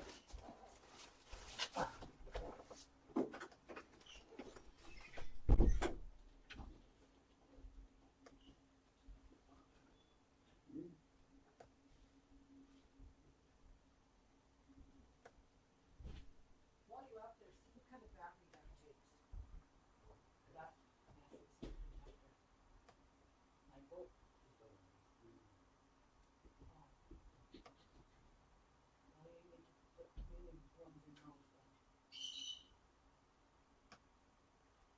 Those are carbon monoxide detectors, right?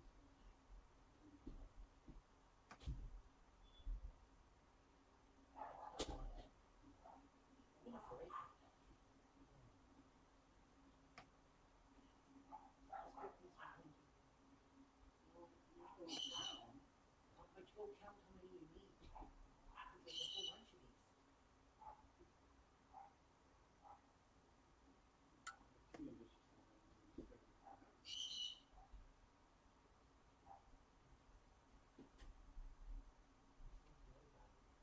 That's not even.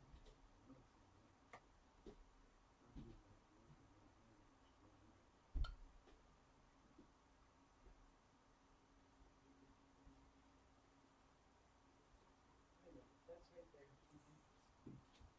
What should I try and split? Like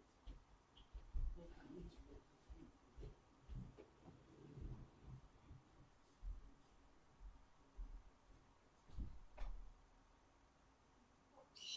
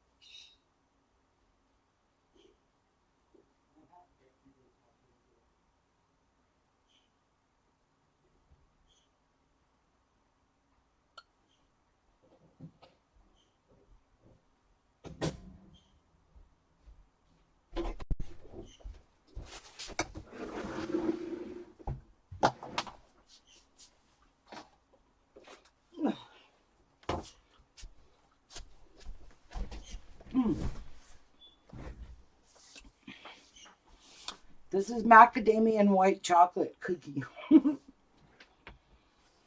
These are so good.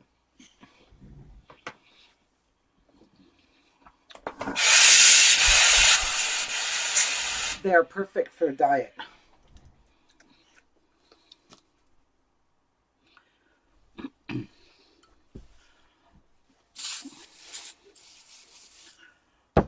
This is directional. I got to make sure I put this on, cut this directional. Maybe they'll be half square triangles. Who knows?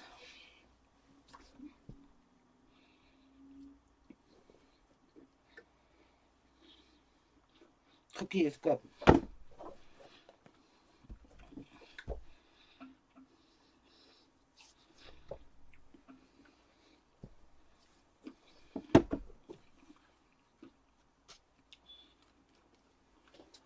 That one's done.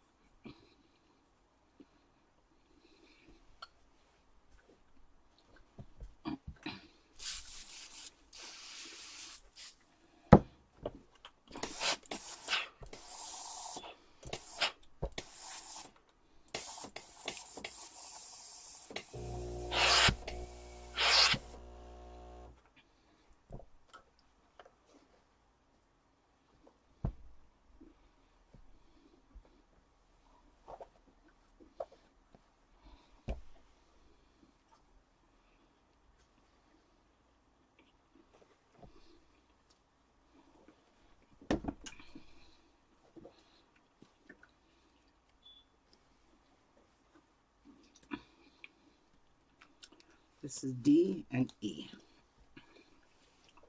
Alrighty.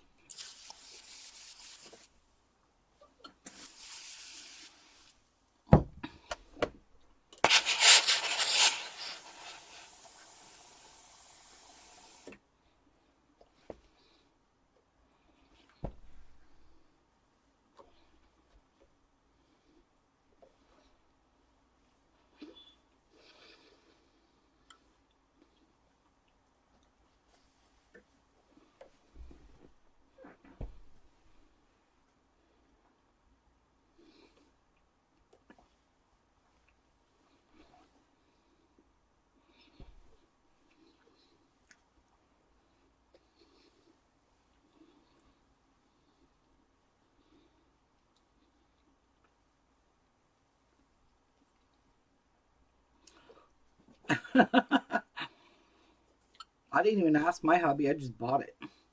Mind you, I only paid $200 for mine. It was on sale. A couple of years ago, I paid $179 for it with tax. Came to a little over $200. It was pretty cheap. But now they're like $400 or $500.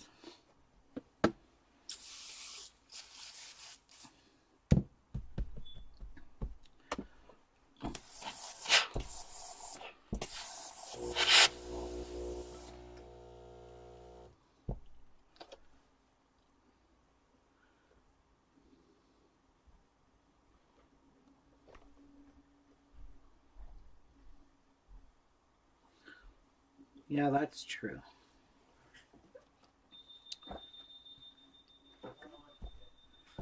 Why is the alarm going off? I was checking out the one in the front door. They're all the same. Just wanted to make sure. How do you shut this off? The alarm system's going to call us. Can you shut it off? Yes, I do know how to shut it off. Okay, tell me. I can't over the microphone, over the camera.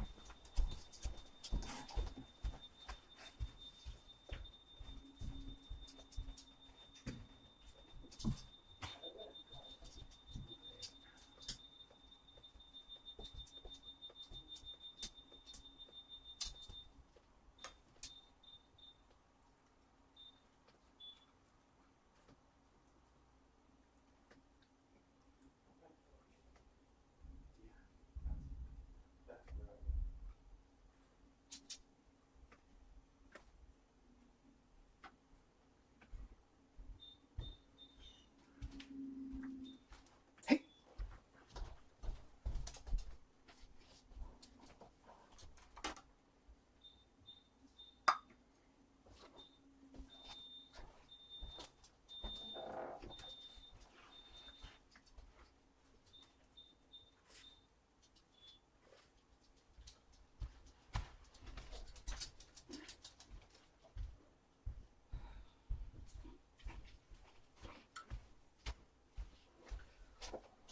Well, Jeff, why would you set the alarm and then open the front door? I didn't set the alarm. Well, why did it go off? Well, I just popped the thing open. I was just looking in there to see what it is. I'm like, okay, they're the same. Good. That's all I want to know. Oh, well, don't forget the ones downstairs. There's ones by, I think, the windows. There's motion detectors. And there's ones That's where... going to be very expensive. Why, how much are they? Okay. Plus, there's the ones that for water. They're down lower ones. I don't know where those are, but they're the detectors that are like on the doors. Well, I'm surprised the alarm system has called.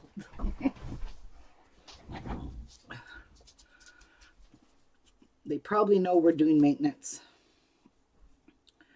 I'm going to phone them just to be... Where's my phone? Where's my phone? Oh. Let me just call the alarm system to let them know that we're doing maintenance.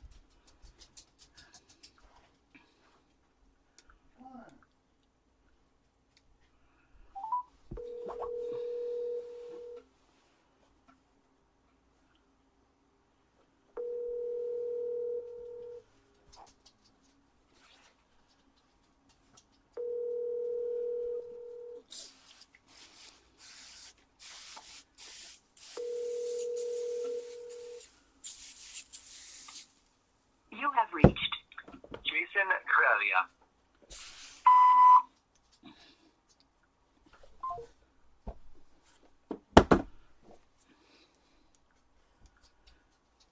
T-Baytel security monitoring system.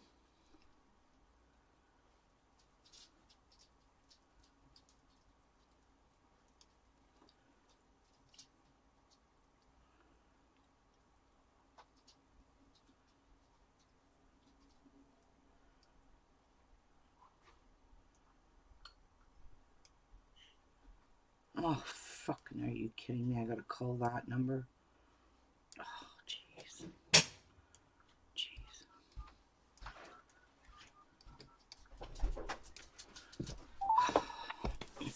Thank you for choosing T-Baytel. Incoming and outgoing calls may be recorded for quality assurance and training purposes. Please choose from the following 5 options. To sign up for a new service or make a change to an existing service, press 1. For payments or billing inquiries, press 2. To report a trouble or if you require technical support, press 3. If you have a scheduled installation appointment and wish to make a change, or if you have inquiries related to a T-Baytel fiber buried. For residential services, press 1. For business service. For mobility support, press 1. For internet support, press 2. For TV support, press 3.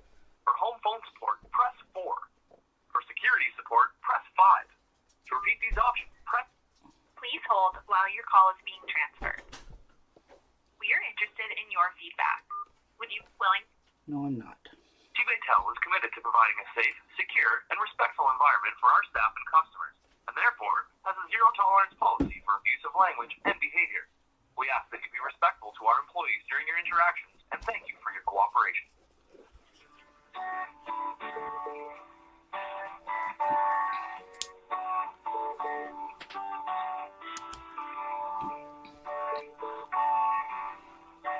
Liana, I can't answer your call right now.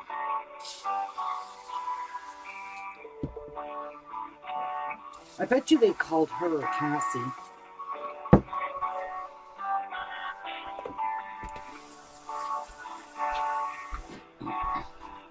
Come here, Tiana. Please test your security system annually. For more information, visit tbaytel.net/security. Rather than waiting on hold, we can call you back. By choosing T-Baytel's callback option, you can maintain your place in line without being on hold. If you wish to have a service advisor call you back, press 1. Otherwise, please remain on the line. Jeez, this isn't working.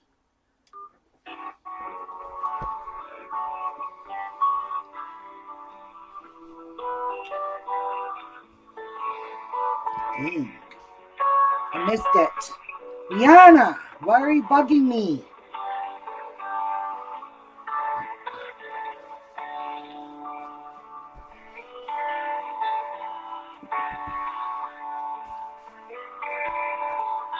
All right, that one's down. Please ensure you have your system ID or account number available if possible when speaking with our technician. Sorry, I don't have that.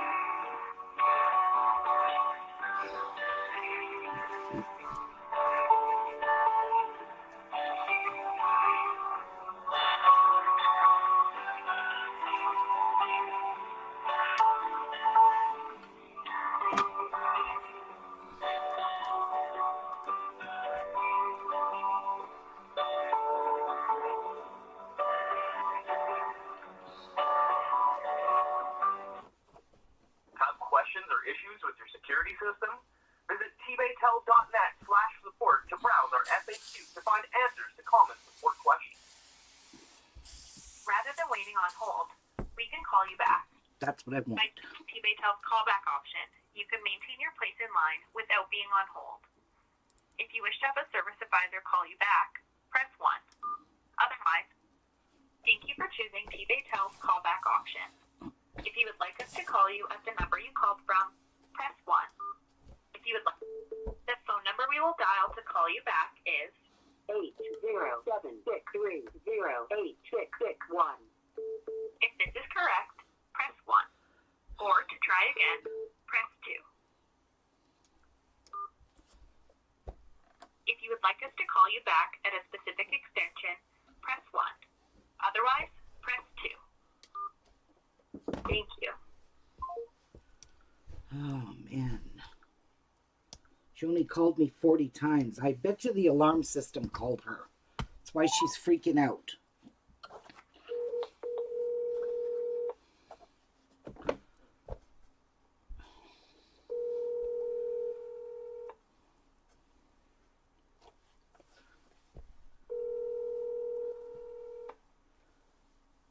And now she's not answering. You have reached. I'll just call her back like she did me 100 times. There's.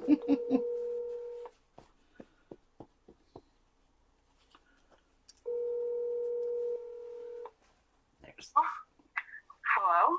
Hello. What's going on? Why? T-Baytel called me. That's what I thought. What did they say? They said you were getting a trouble alert at your front door. Jeff went in the alarm. Jeff, I don't know how the alarm got set because he's claiming he didn't set the alarm.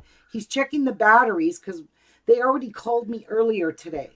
So I just tried to call them, and that's why I didn't answer your call. It's because I was on hold with them to tell them we're doing maintenance to not bother calling anyone. But why did they call you and not me?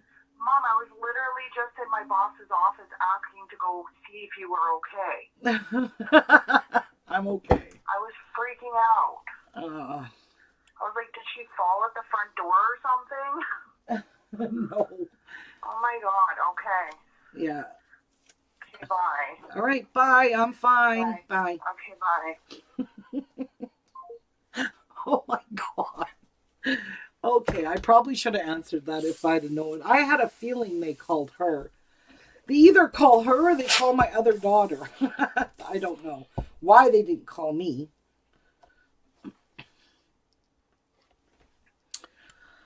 Whatever. Hopefully they call me back soon so I can let them know we're doing maintenance. Not bother.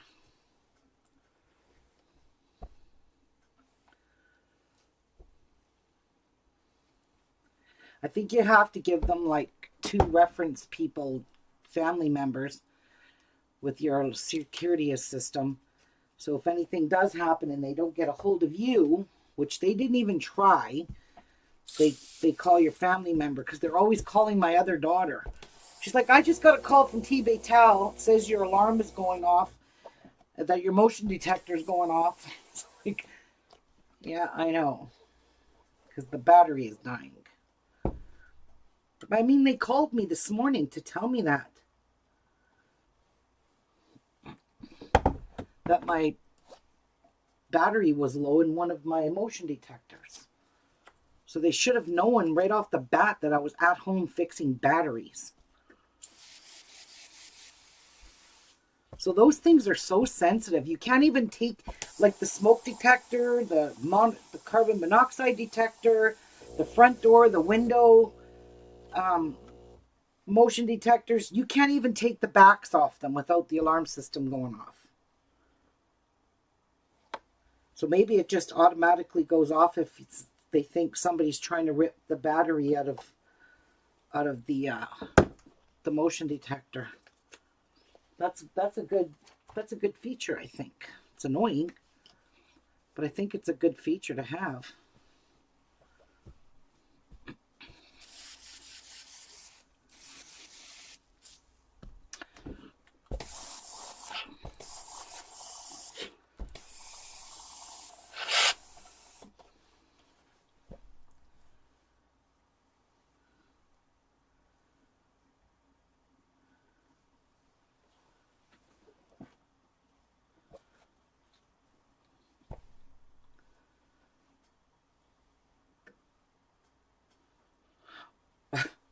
My daughter was going to come here.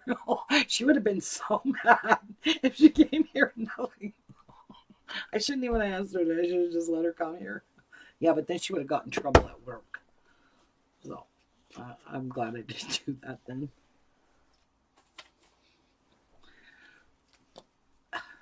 That would have been mean. That would have been a mean mama.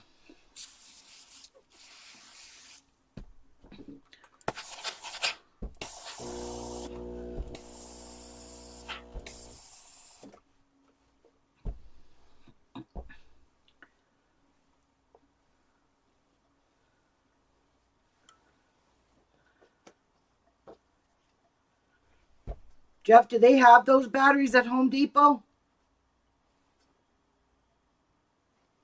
Those batteries are really expensive.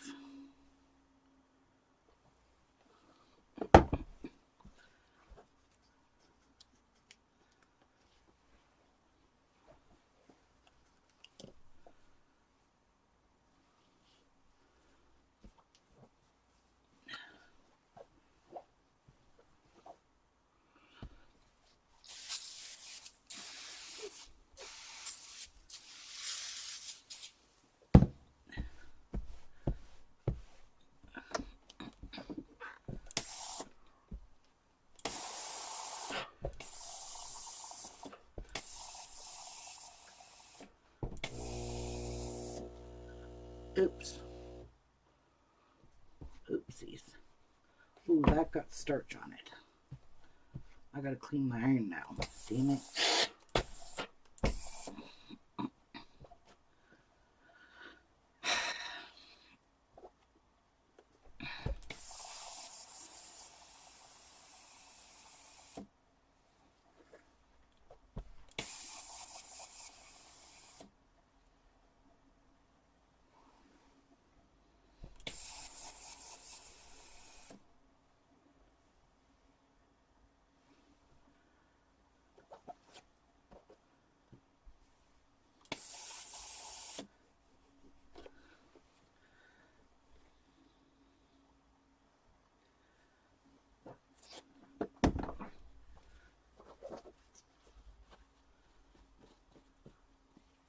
Well, that's good and starched. And that's the last of that one.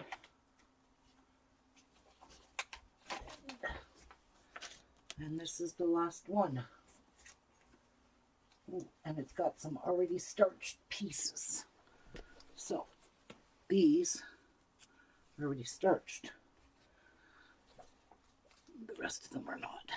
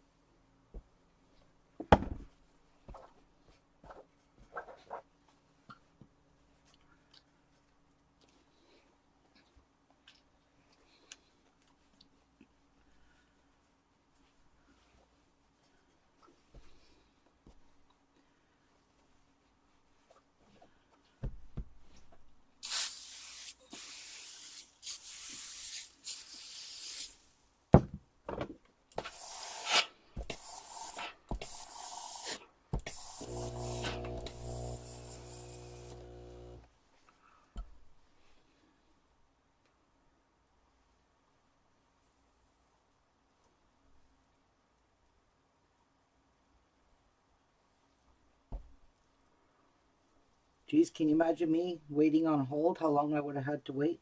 I never wait on hold with them because they take forever.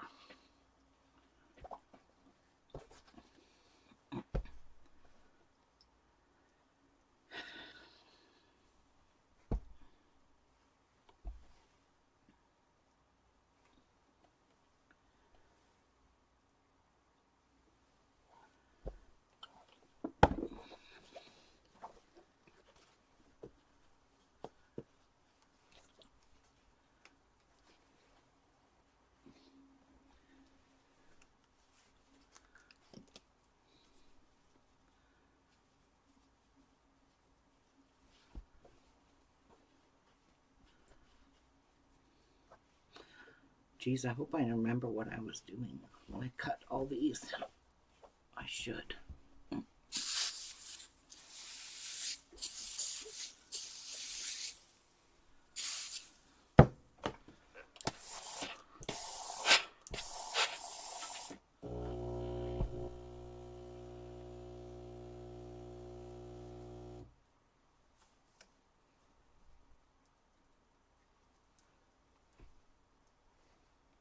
Did I ever tell you guys I hate starching? I really hate this part. It's monotonous and boring. But it's adamant that you do this. That's what I keep telling myself. You'll thank yourself for taking the time to do it. I'll just keep telling myself that.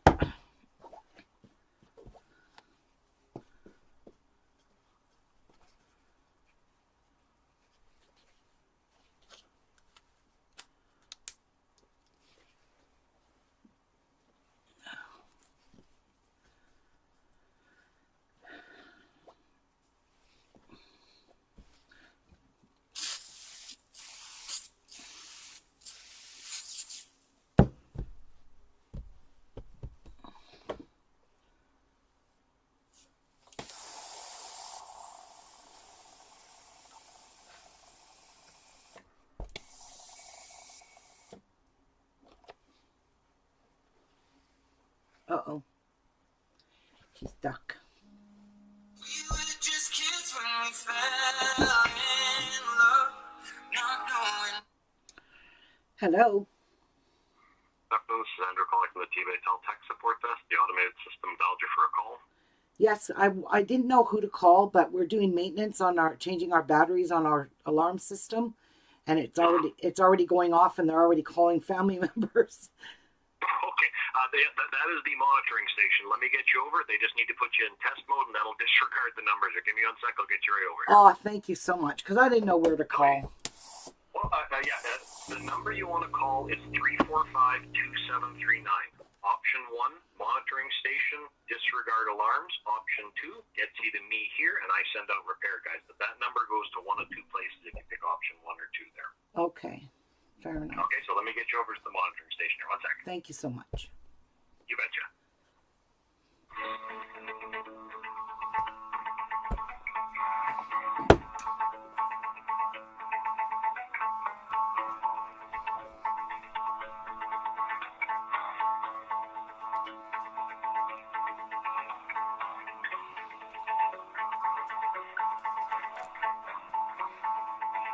We got lots of salvage pieces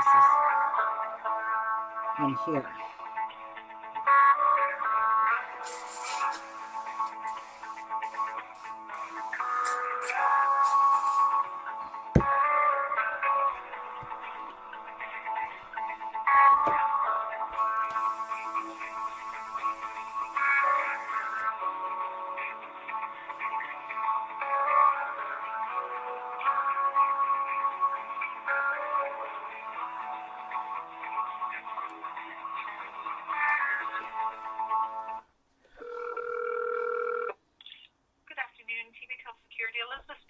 Hi, Lisa. This is Ruby Lockwood calling from 553 Simon Fraser Drive.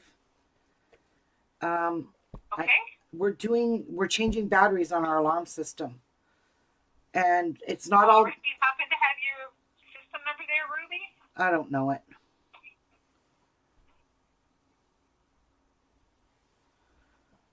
What's your password? My password for my system? Okay, 1 second. Thanks.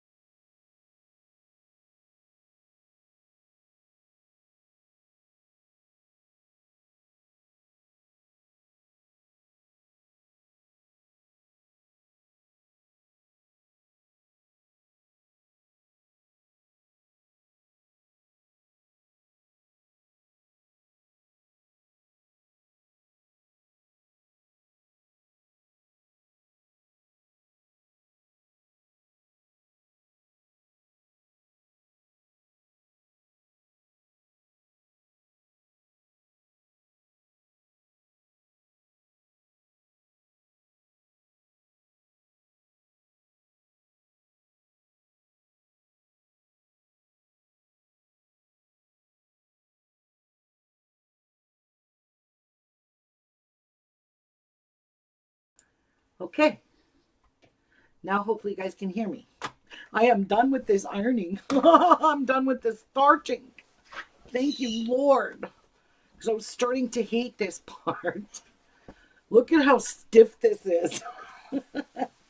It is so full of starch. But it protects my board, so I'm okay with that. All right. Jeff. Hang on, guys. I've been trying to talk to him. I don't know where he is. He's not answering me.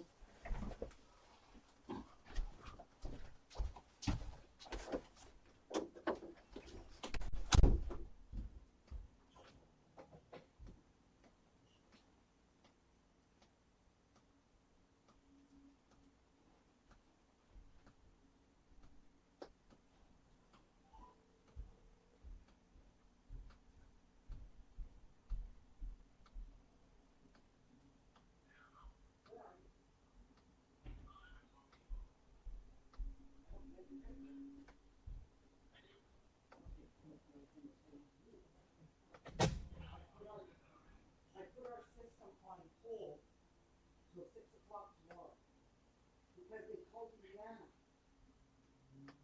when they filled out I have no idea why they didn't call me. But they called Deanna. I didn't answer the phone, so Deanna was freaking out, and she was getting her boss to let her to come home and check to make sure everything was okay. How did you get?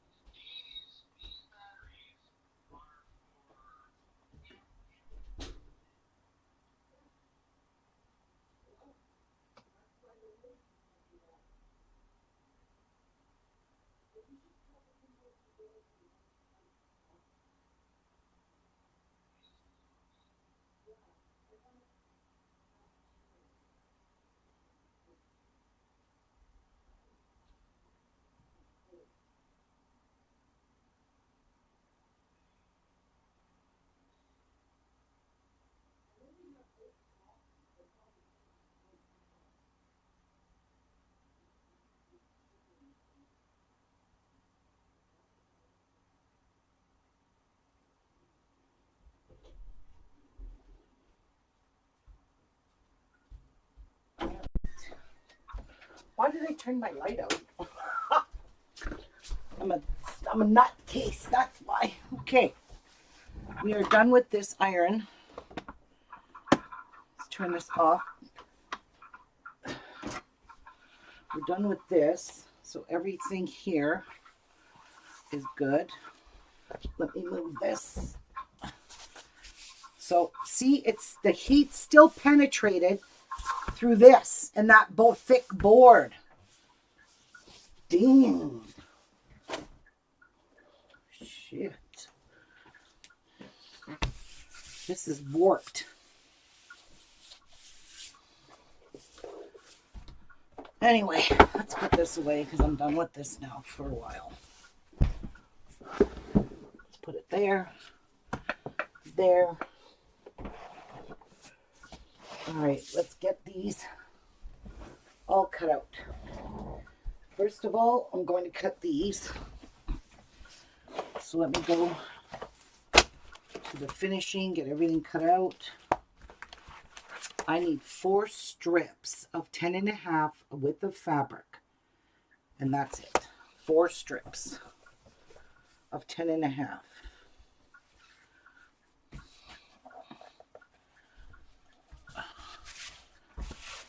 Okay, now I'm doing it this way because I like to do lots of fabrics at once. So 4 strips at 10.5. No worries. Yeah. And that will be that. All right. So how much I have to cut off all the way up to here. Jeff, you got to mute.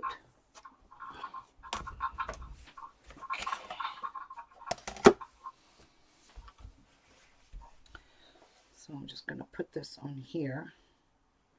Make sure it's straight. And then I'm going to take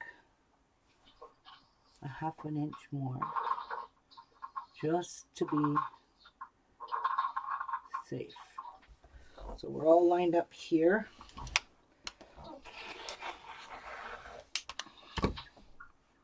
Oh, look at this. Oh, I got to take a 1/4 inch off. I do not know how I went crooked like that.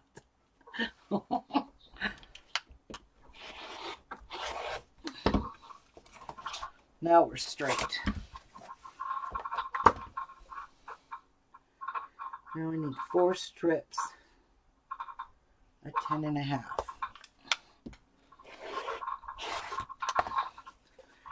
There's 2. Wow, I have just enough fabric for this. Yeesh. Can't afford to screw this up. And that can go in my scrap bin. Okay. So, now these have to be sub-cut. I'm done with this. So, sub-cut 3 10.5 by 30.5. Cut 3 of them at 10.5 by 30.5.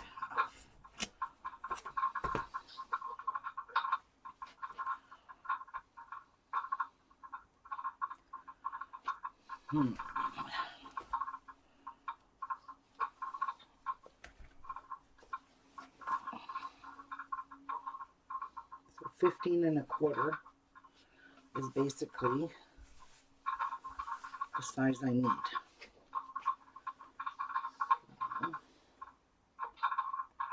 Jeff, can you mute? Thank you. Okay. So let's go 15.25.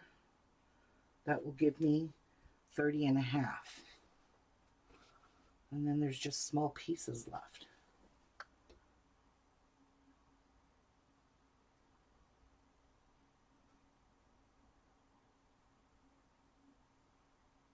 Holy cow.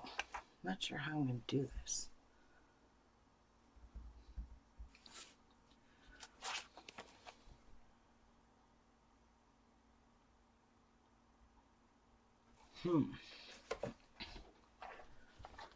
It says.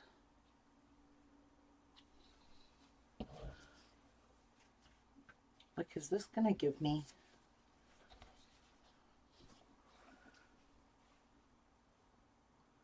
Where am I going to get a 10.5 inch square?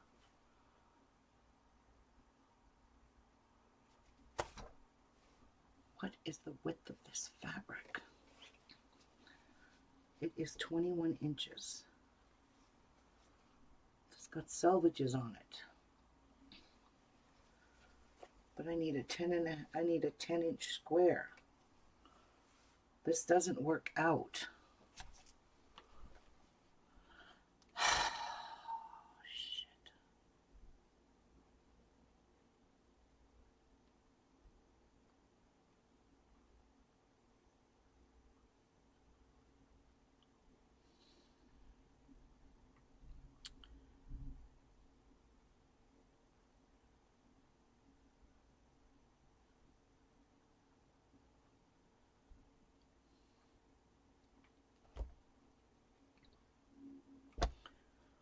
what am I going to do? Because cutting this at 15 1/4, actually I'm going to just open these up and do it this way. I have to. So I'm going to cut these selvages off.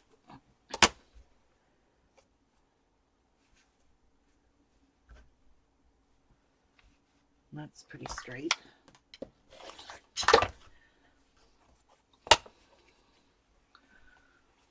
So, all right. So let's cut this at 30 1/2.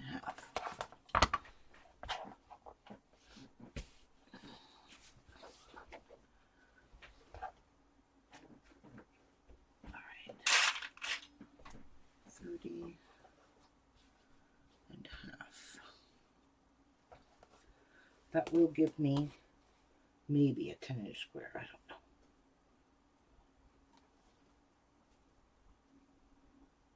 $30.5. All right. There's one.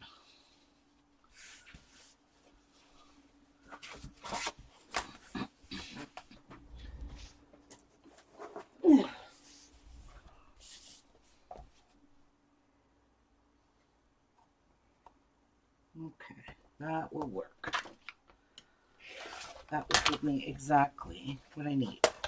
So there's my 10.5. There's one of those. I'm gonna iron it for now. I'll cut these two.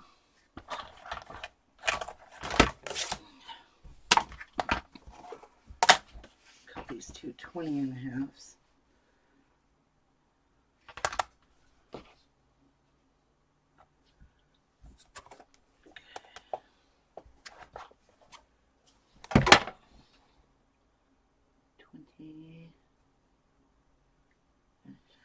Is this straight? Yep.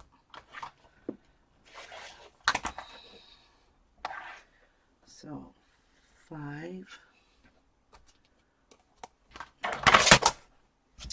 Jeez. Just put you here.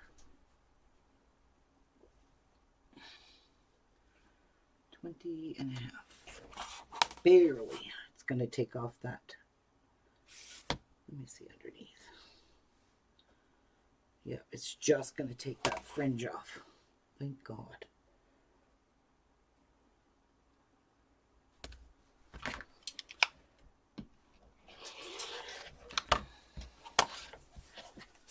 There's the two. Oh, look at selvage is gone.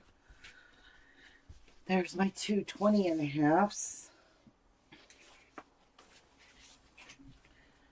Let's do these two together.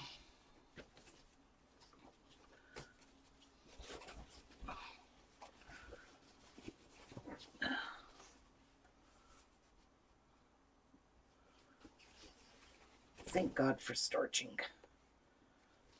It makes things easier to line up.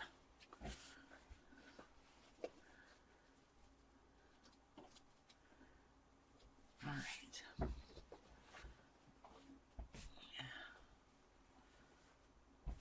You up.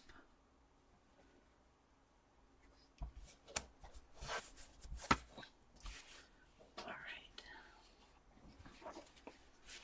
So all I want to do is take off this selvage. So let's take off 1/2 inch or more. I'm taking, there's pretty wide selvage, so I'll take off a little extra, about 3/4. Okay. Now, nowhere to put that. Let's do our 30.5.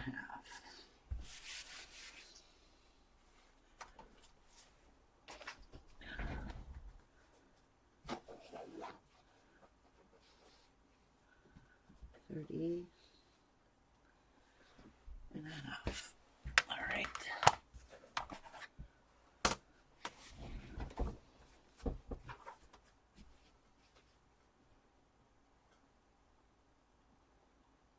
there and there. Does it wind up here? Not really. Nope. Move it back down a bit. All right. That means move my ruler again.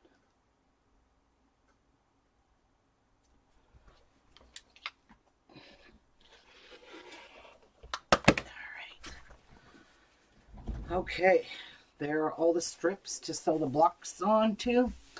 That will make it huge. And these are extra, so that can go into my scrap bin. Now, this. I need 6 strips for binding.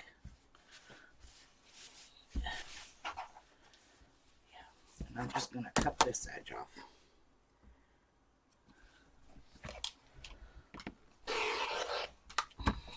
I'm not as meticulous as this.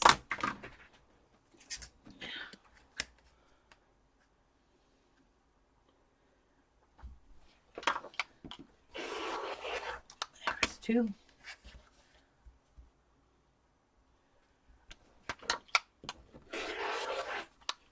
There's 4.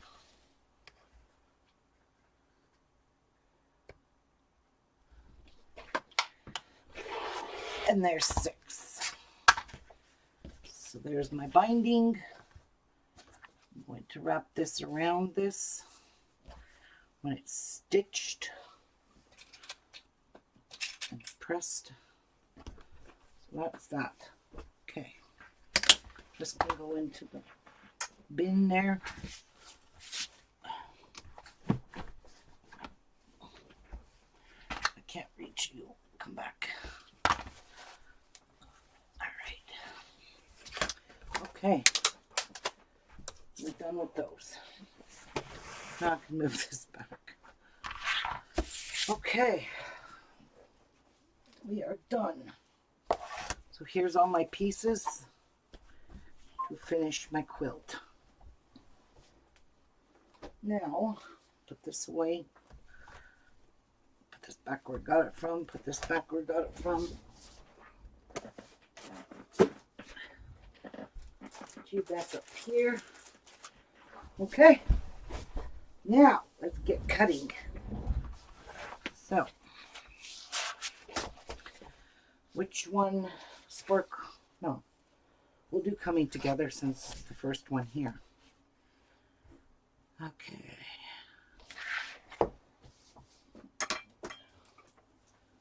Fabrics in.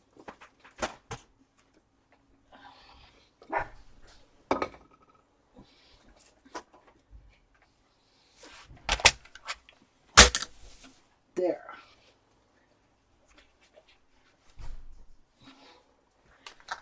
All right, coming together. So fabric A. Fabric A, we need 4 2.5-inch squares.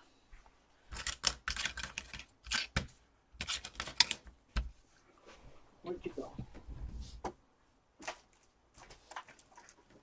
Where'd you go? Where'd you go? Where the hell did my 2.5-inch square ruler go?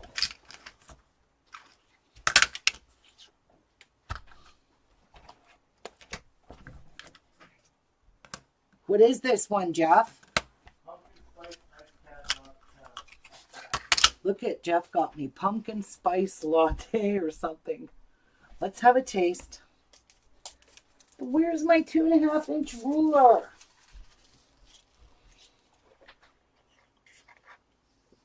Oh my God.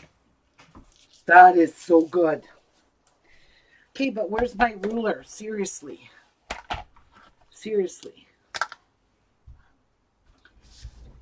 Oh, I see it, dumbass. I found it. I found it.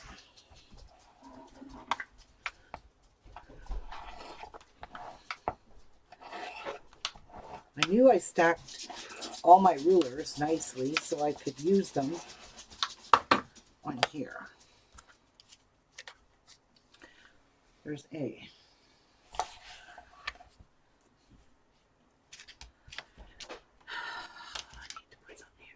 B, I need 4 1.5 by 3.5.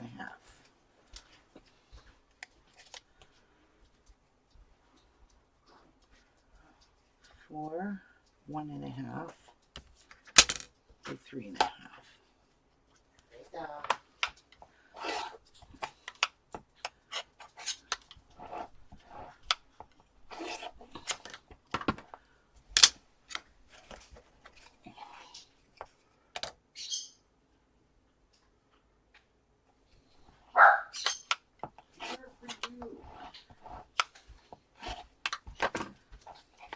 One and a half by 3.5. There's B.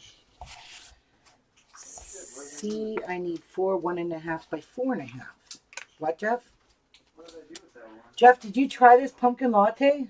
No. Come and taste this. It is so good.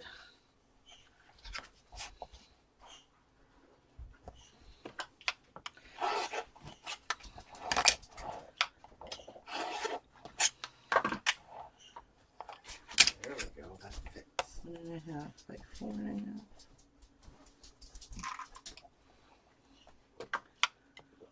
That's pretty good. You like it? Mm-hmm. Did you get yourself one? No. You want a half of mine? No. I got a hot chocolate. I'll be fine with that. Oh, you got a hot chocolate. Oh, excuse me then. Now, D and E is out of fabric too. So D is 5 1.5 by 2.5 inch rectangles. Okay, so that is why I did that. Is that going to give me 2.5? Oh, sure will. That will definitely give me. Actually, I'm going to fold it this way so I can keep an eye on that short piece.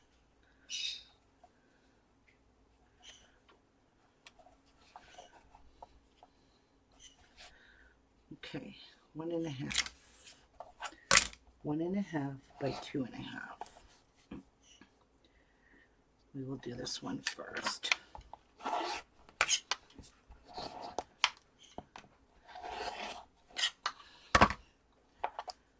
By 2.5.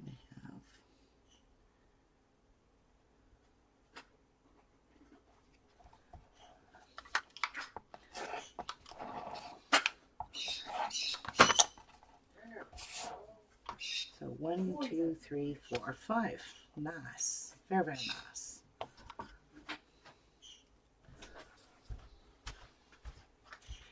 E. Oh my god, I'm hot, guys. I gotta turn this fan on. Oof. It is hot in my room. Well, I got pants on, that's why. I usually don't wear pants. But it was really cold this morning, so. So E is 1.5 by 3.5, and I only need one of them. So we will do that.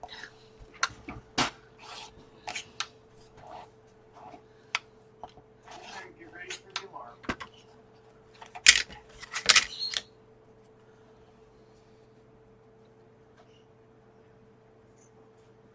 One and a half by 3.5. Okay. Okay. That is E. F is 1 1.5 by 2.5. Okay. F, G, and H.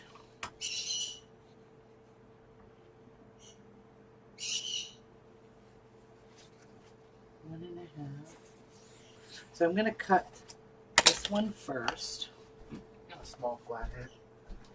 Yes, I do. It's a, nope. Yeah, that'll work. I need something. I just need one of these, right? 1 2.5 inch square. Okay. They're going to ignore it. Don't worry. So this is A, B, C, H. This one is H. Now I could take this piece of fabric, F and G are all 1.5. Okay. So I just need to cut this down to, actually, don't even need this big of a piece. Just cut this.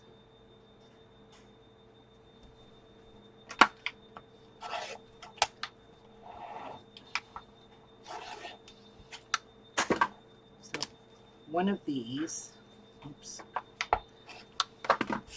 one of these is a 2.5 length.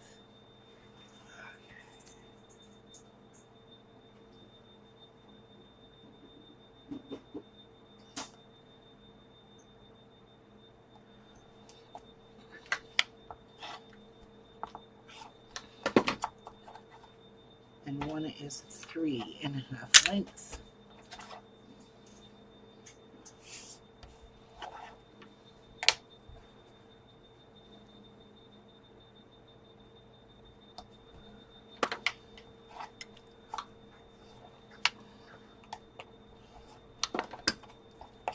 All right, so which one is which? F is the 2.5.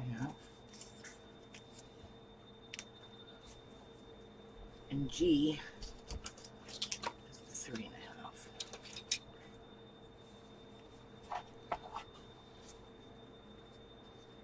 All right.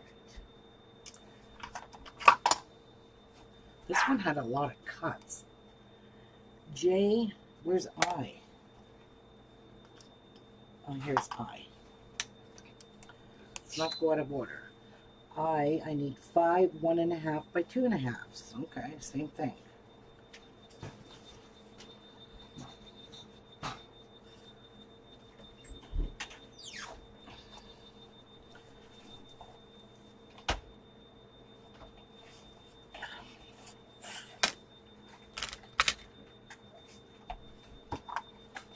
Girls don't like that noise. What? Girls don't like that noise. The alarm?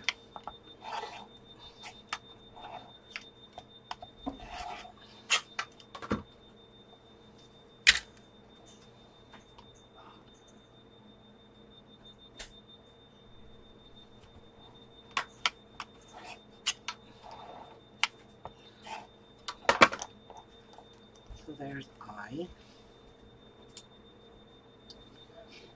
J is 1.5 by 3.5.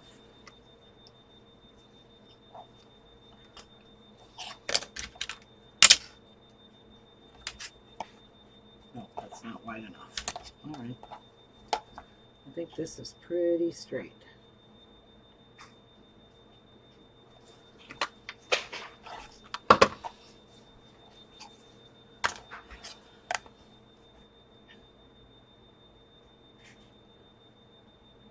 My girls are not liking that noise.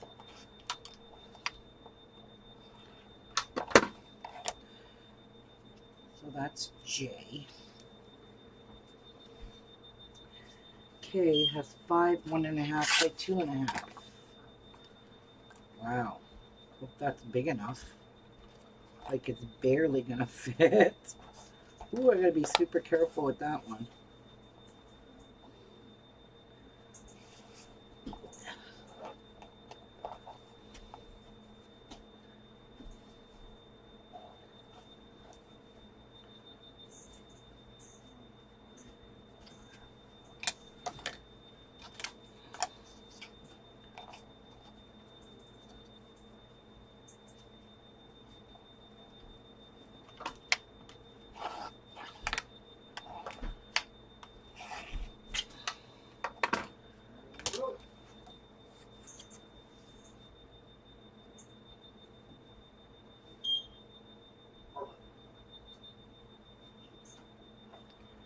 Whew.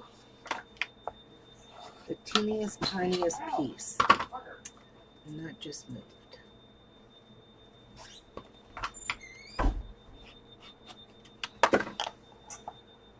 This is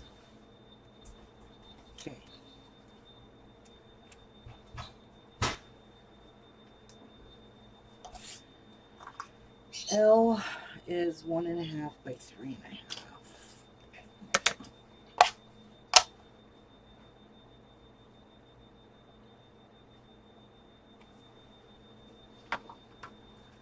I actually kind of like that pattern be kind of in the middle.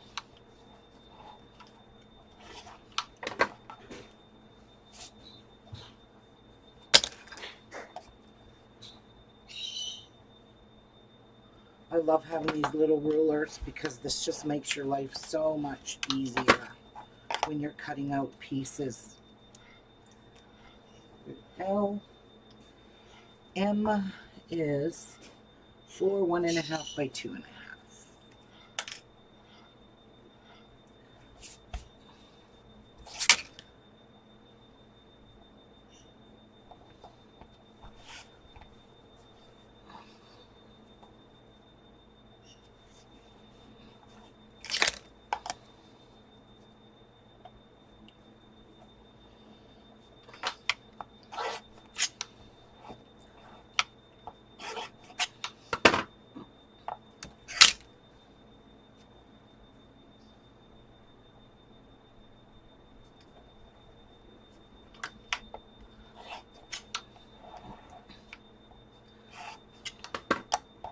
And that's it.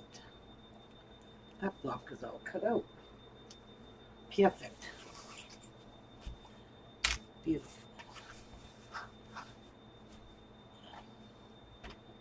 So let's put this pin and paper back on top of that block so I know which block it is.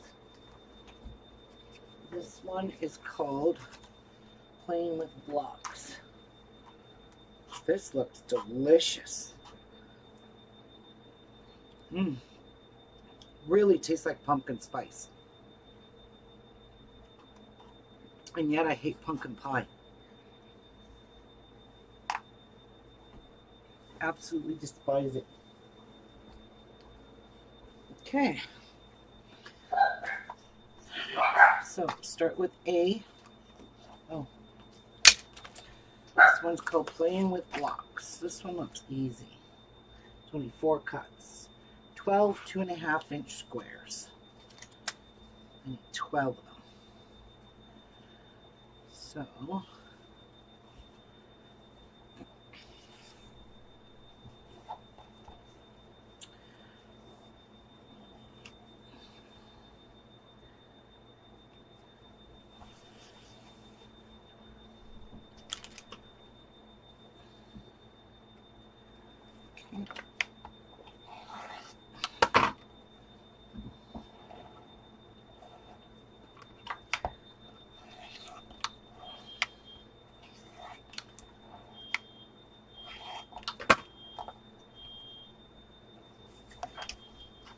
So make sure these are all got no salvage on them anywhere. Nope.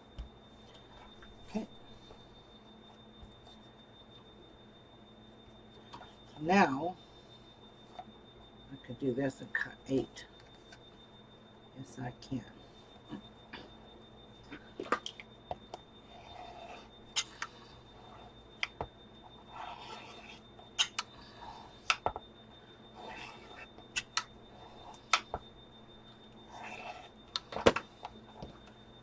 There's 12.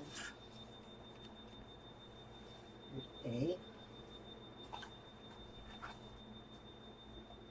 B. 5 2.5-inch squares.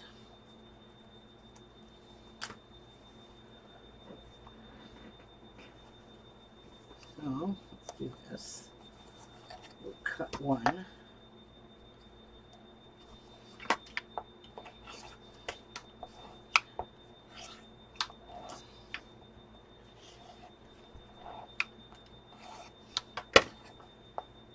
One, and then we will cut 4.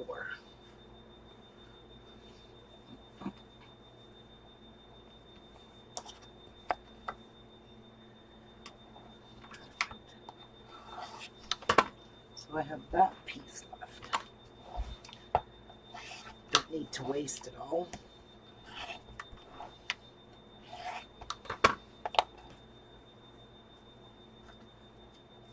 B.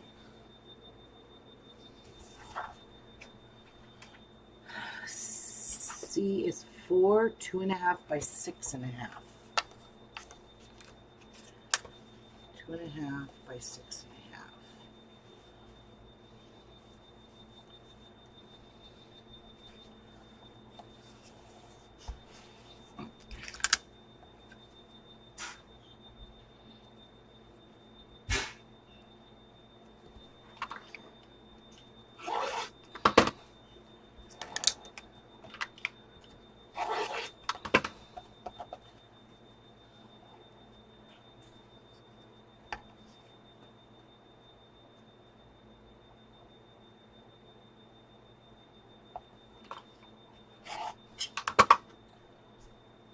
Okay.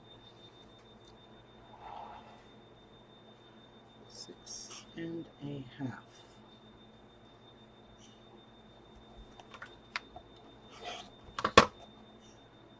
And I got every piece.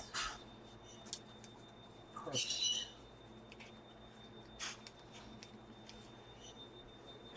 C,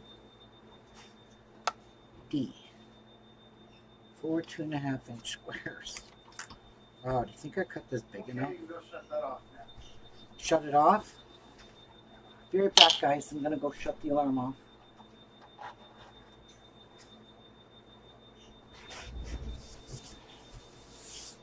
You did the ones downstairs too, Jeff?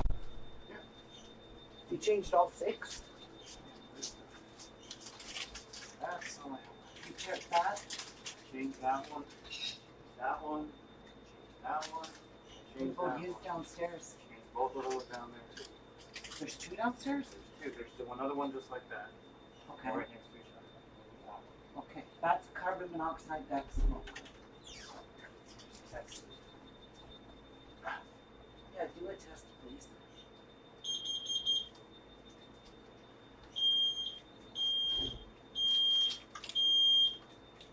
more time.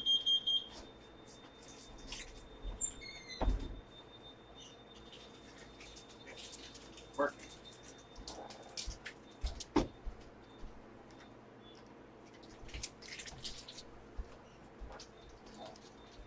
Holy cow, that's hard.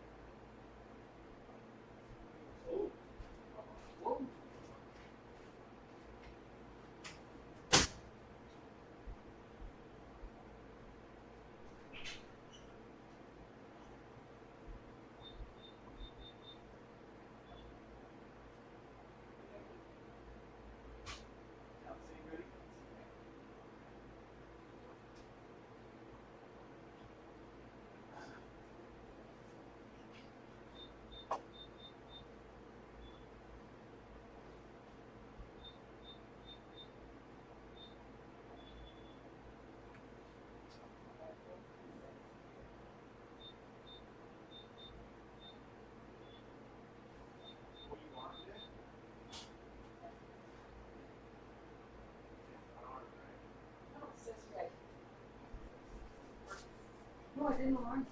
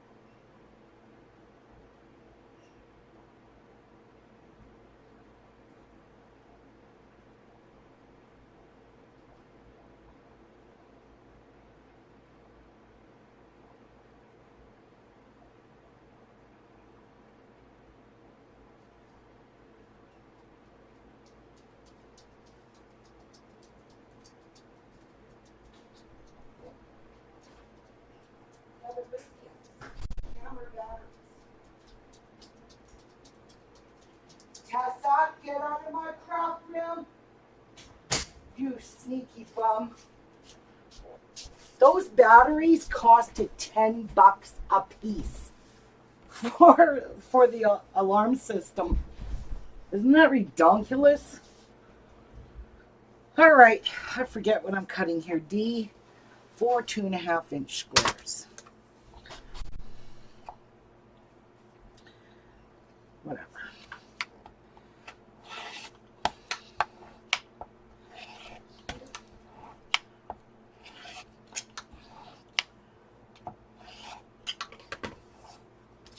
And that's it for that one. That was an easy one. It's kind of an easy block in reality. The next one is Mountain Peaks. Yep. Okay. Mountain Peaks. All right. Fabric A. Obviously, I need a lot of A. I need 8 3-inch squares. Oh, that's easy. Easy peasy. So, oops.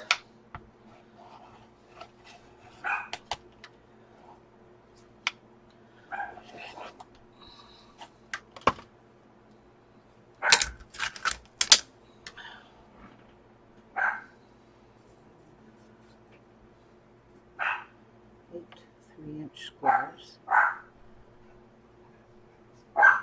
Wait, I need it to go this way. Like, that doesn't look right. That does.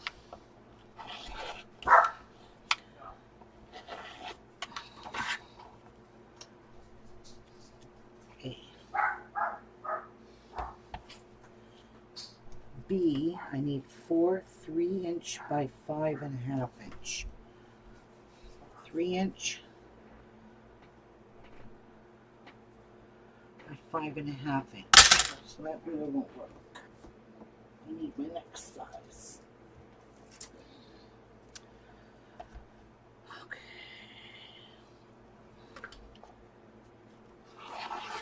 Well, actually, it will work. This is a 6.5-inch ruler. So,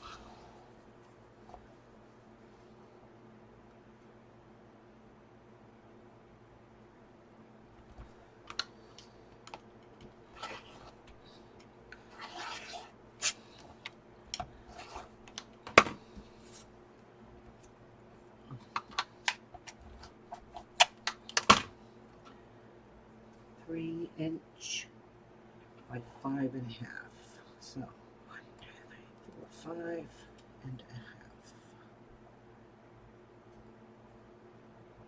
That looks good, looks straight all over. Okay. I needed 4, right? Yep.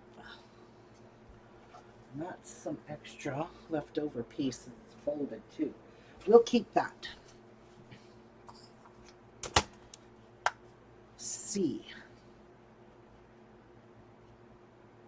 So C, D, E, F, and G are all cut the same. So C, D, C, D, E, and F.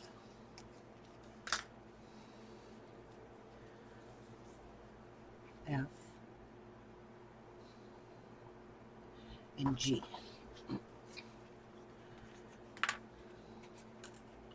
They're all cut the same. Okay.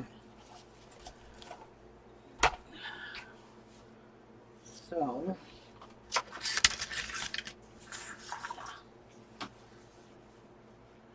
these need to be 1.5 inch by 14.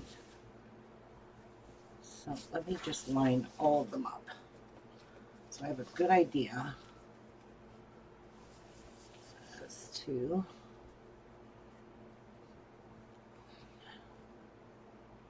make sure they all get cut.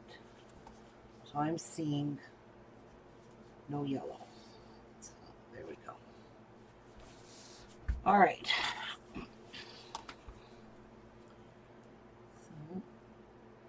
let's just take a nice clean cut from that.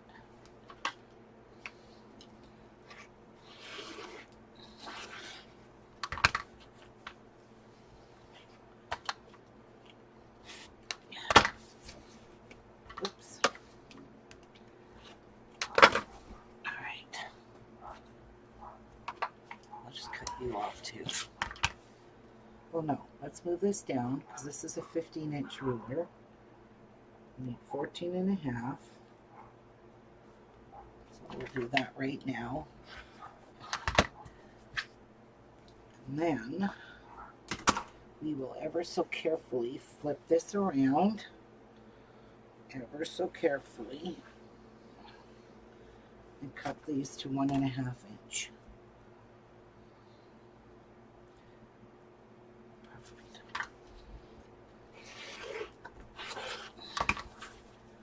All right.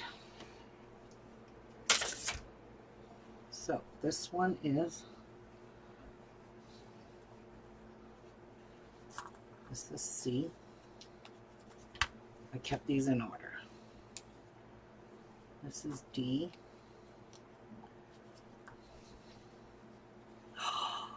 Oh no, that was too short. E. F is too short.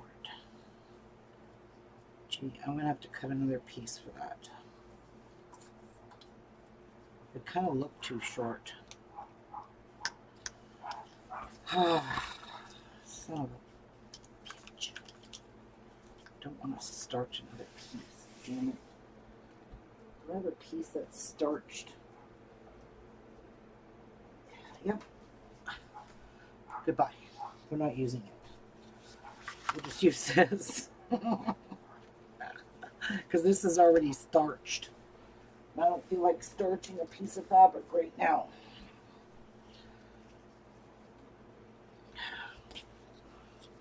All right.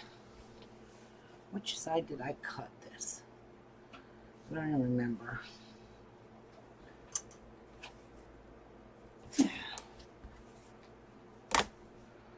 Definitely not this side. How about this side? This one looks good. I can get a 1.5 inch strip evenly. Not really. So what I'm going to do is just cut it a little bit bigger, then I'll trim it off.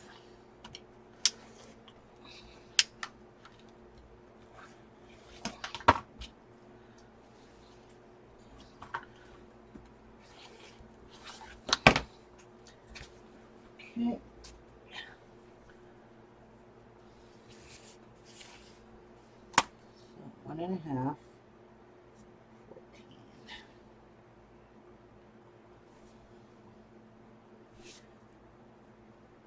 Okay, stop moving.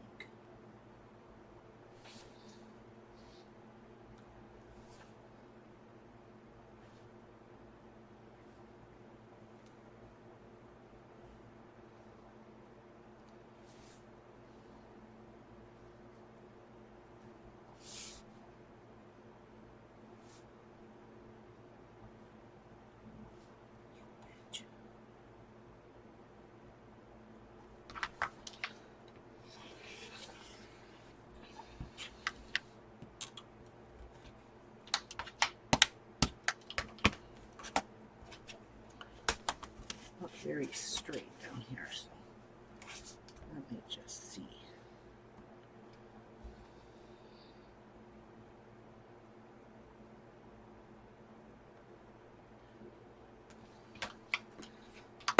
Okay, now we'll just use this color. I have a right to change my mind. C, D, E, F, and G. Beautiful. I'm gonna have to work because this one was too short. And I got more of this. I just don't feel like starching it. Now, this was Block Mountain Peaks.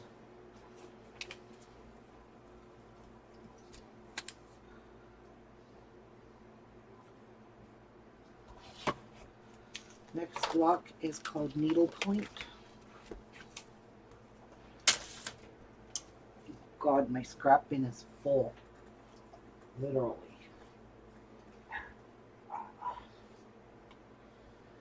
Actually, I'm going to quit. I'll finish this tomorrow. I will show you guys the paper I'm making an album out of. Ooh. I don't know when I'll be able to get to this because Christmas crafts, my chocolates and stuff are coming up and I got to get them made. So this is the album from Shelley Geigel. I don't know if I'm going to follow her pattern because it's pretty boring. That is why I bought an extra pack of paper. I never even looked at it.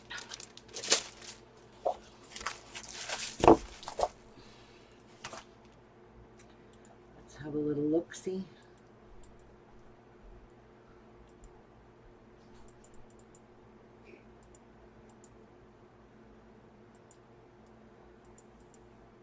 There we go. I better have a drink of this.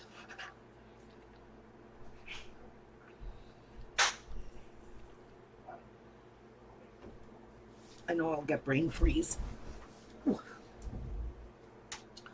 So this paper is called Vintage Library. And these are just some diamond stickles because I ran out of them. So let's have a look at this. Isn't this pretty? I spray starch, Jan. I spray everything. And then I hang it in my bathroom. That's Word Collections. This is so pretty. That one.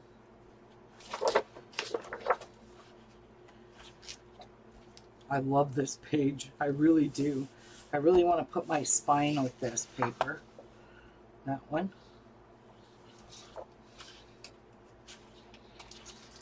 That one. And that one. See if I can get it in the camera like that. Isn't that pretty? That one. It's gorgeous.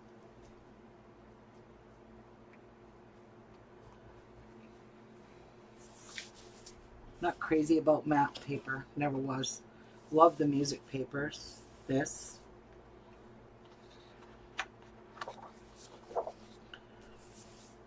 Look at the dragon. Isn't that gorgeous? And this big tall stack of books. That's amazing. The Wizard. It's gorgeous. These are all cut aparts. So I'm sure they got, yeah, look at that. And these are all cut aparts. Those are pretty. And look at all the cut aparts. And then you got borders back here. And then this is the background, which I never knew Stamperia made this until I was looking at it. And I'm like, what the heck? This is cool. I could use this for my mats.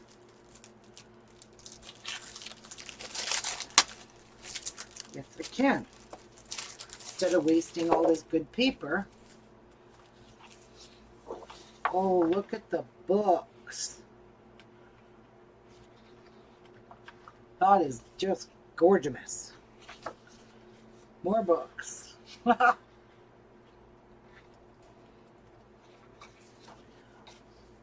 Well, that's different. I'll probably use that as opposed to that. I'm not sure. This is cool too. These are just backgrounds.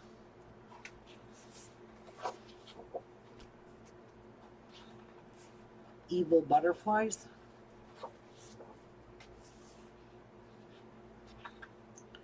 Very pretty. Oh, wow. Love this paper.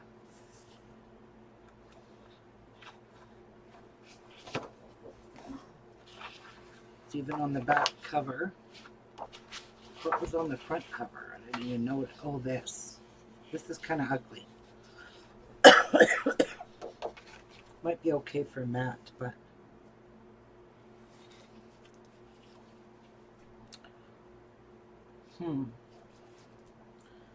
but that's the vintage library background and this. And that's all I have for this album. Nothing else. So I don't know when I'll be able to get at this. I just don't know. Because of the Christmas rush coming.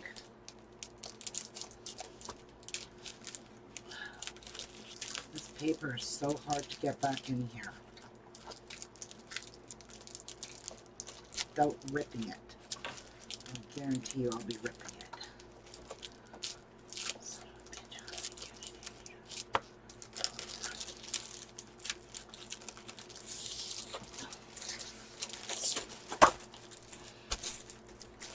I don't want to leave this out to get dusty because I don't know when I can get to it.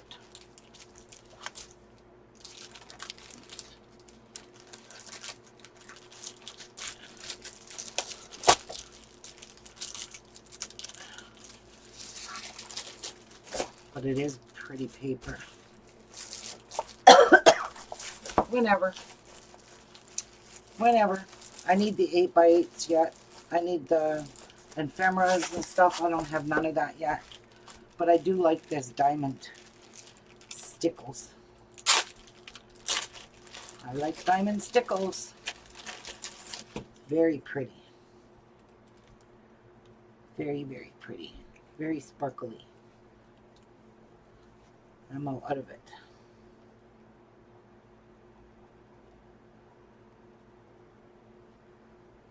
That's so gorgeous.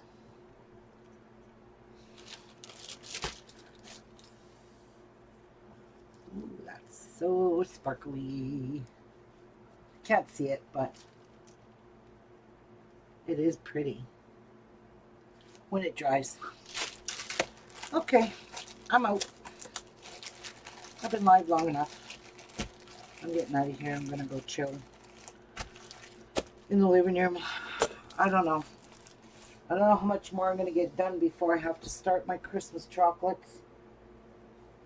I gotta have everything ready for the first weekend in November. So probably not next week, but the week after I'll be gung-hoing it like crazy.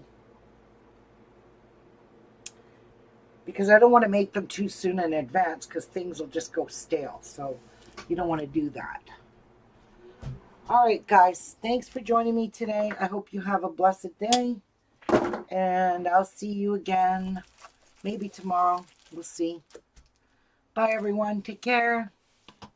Stay safe.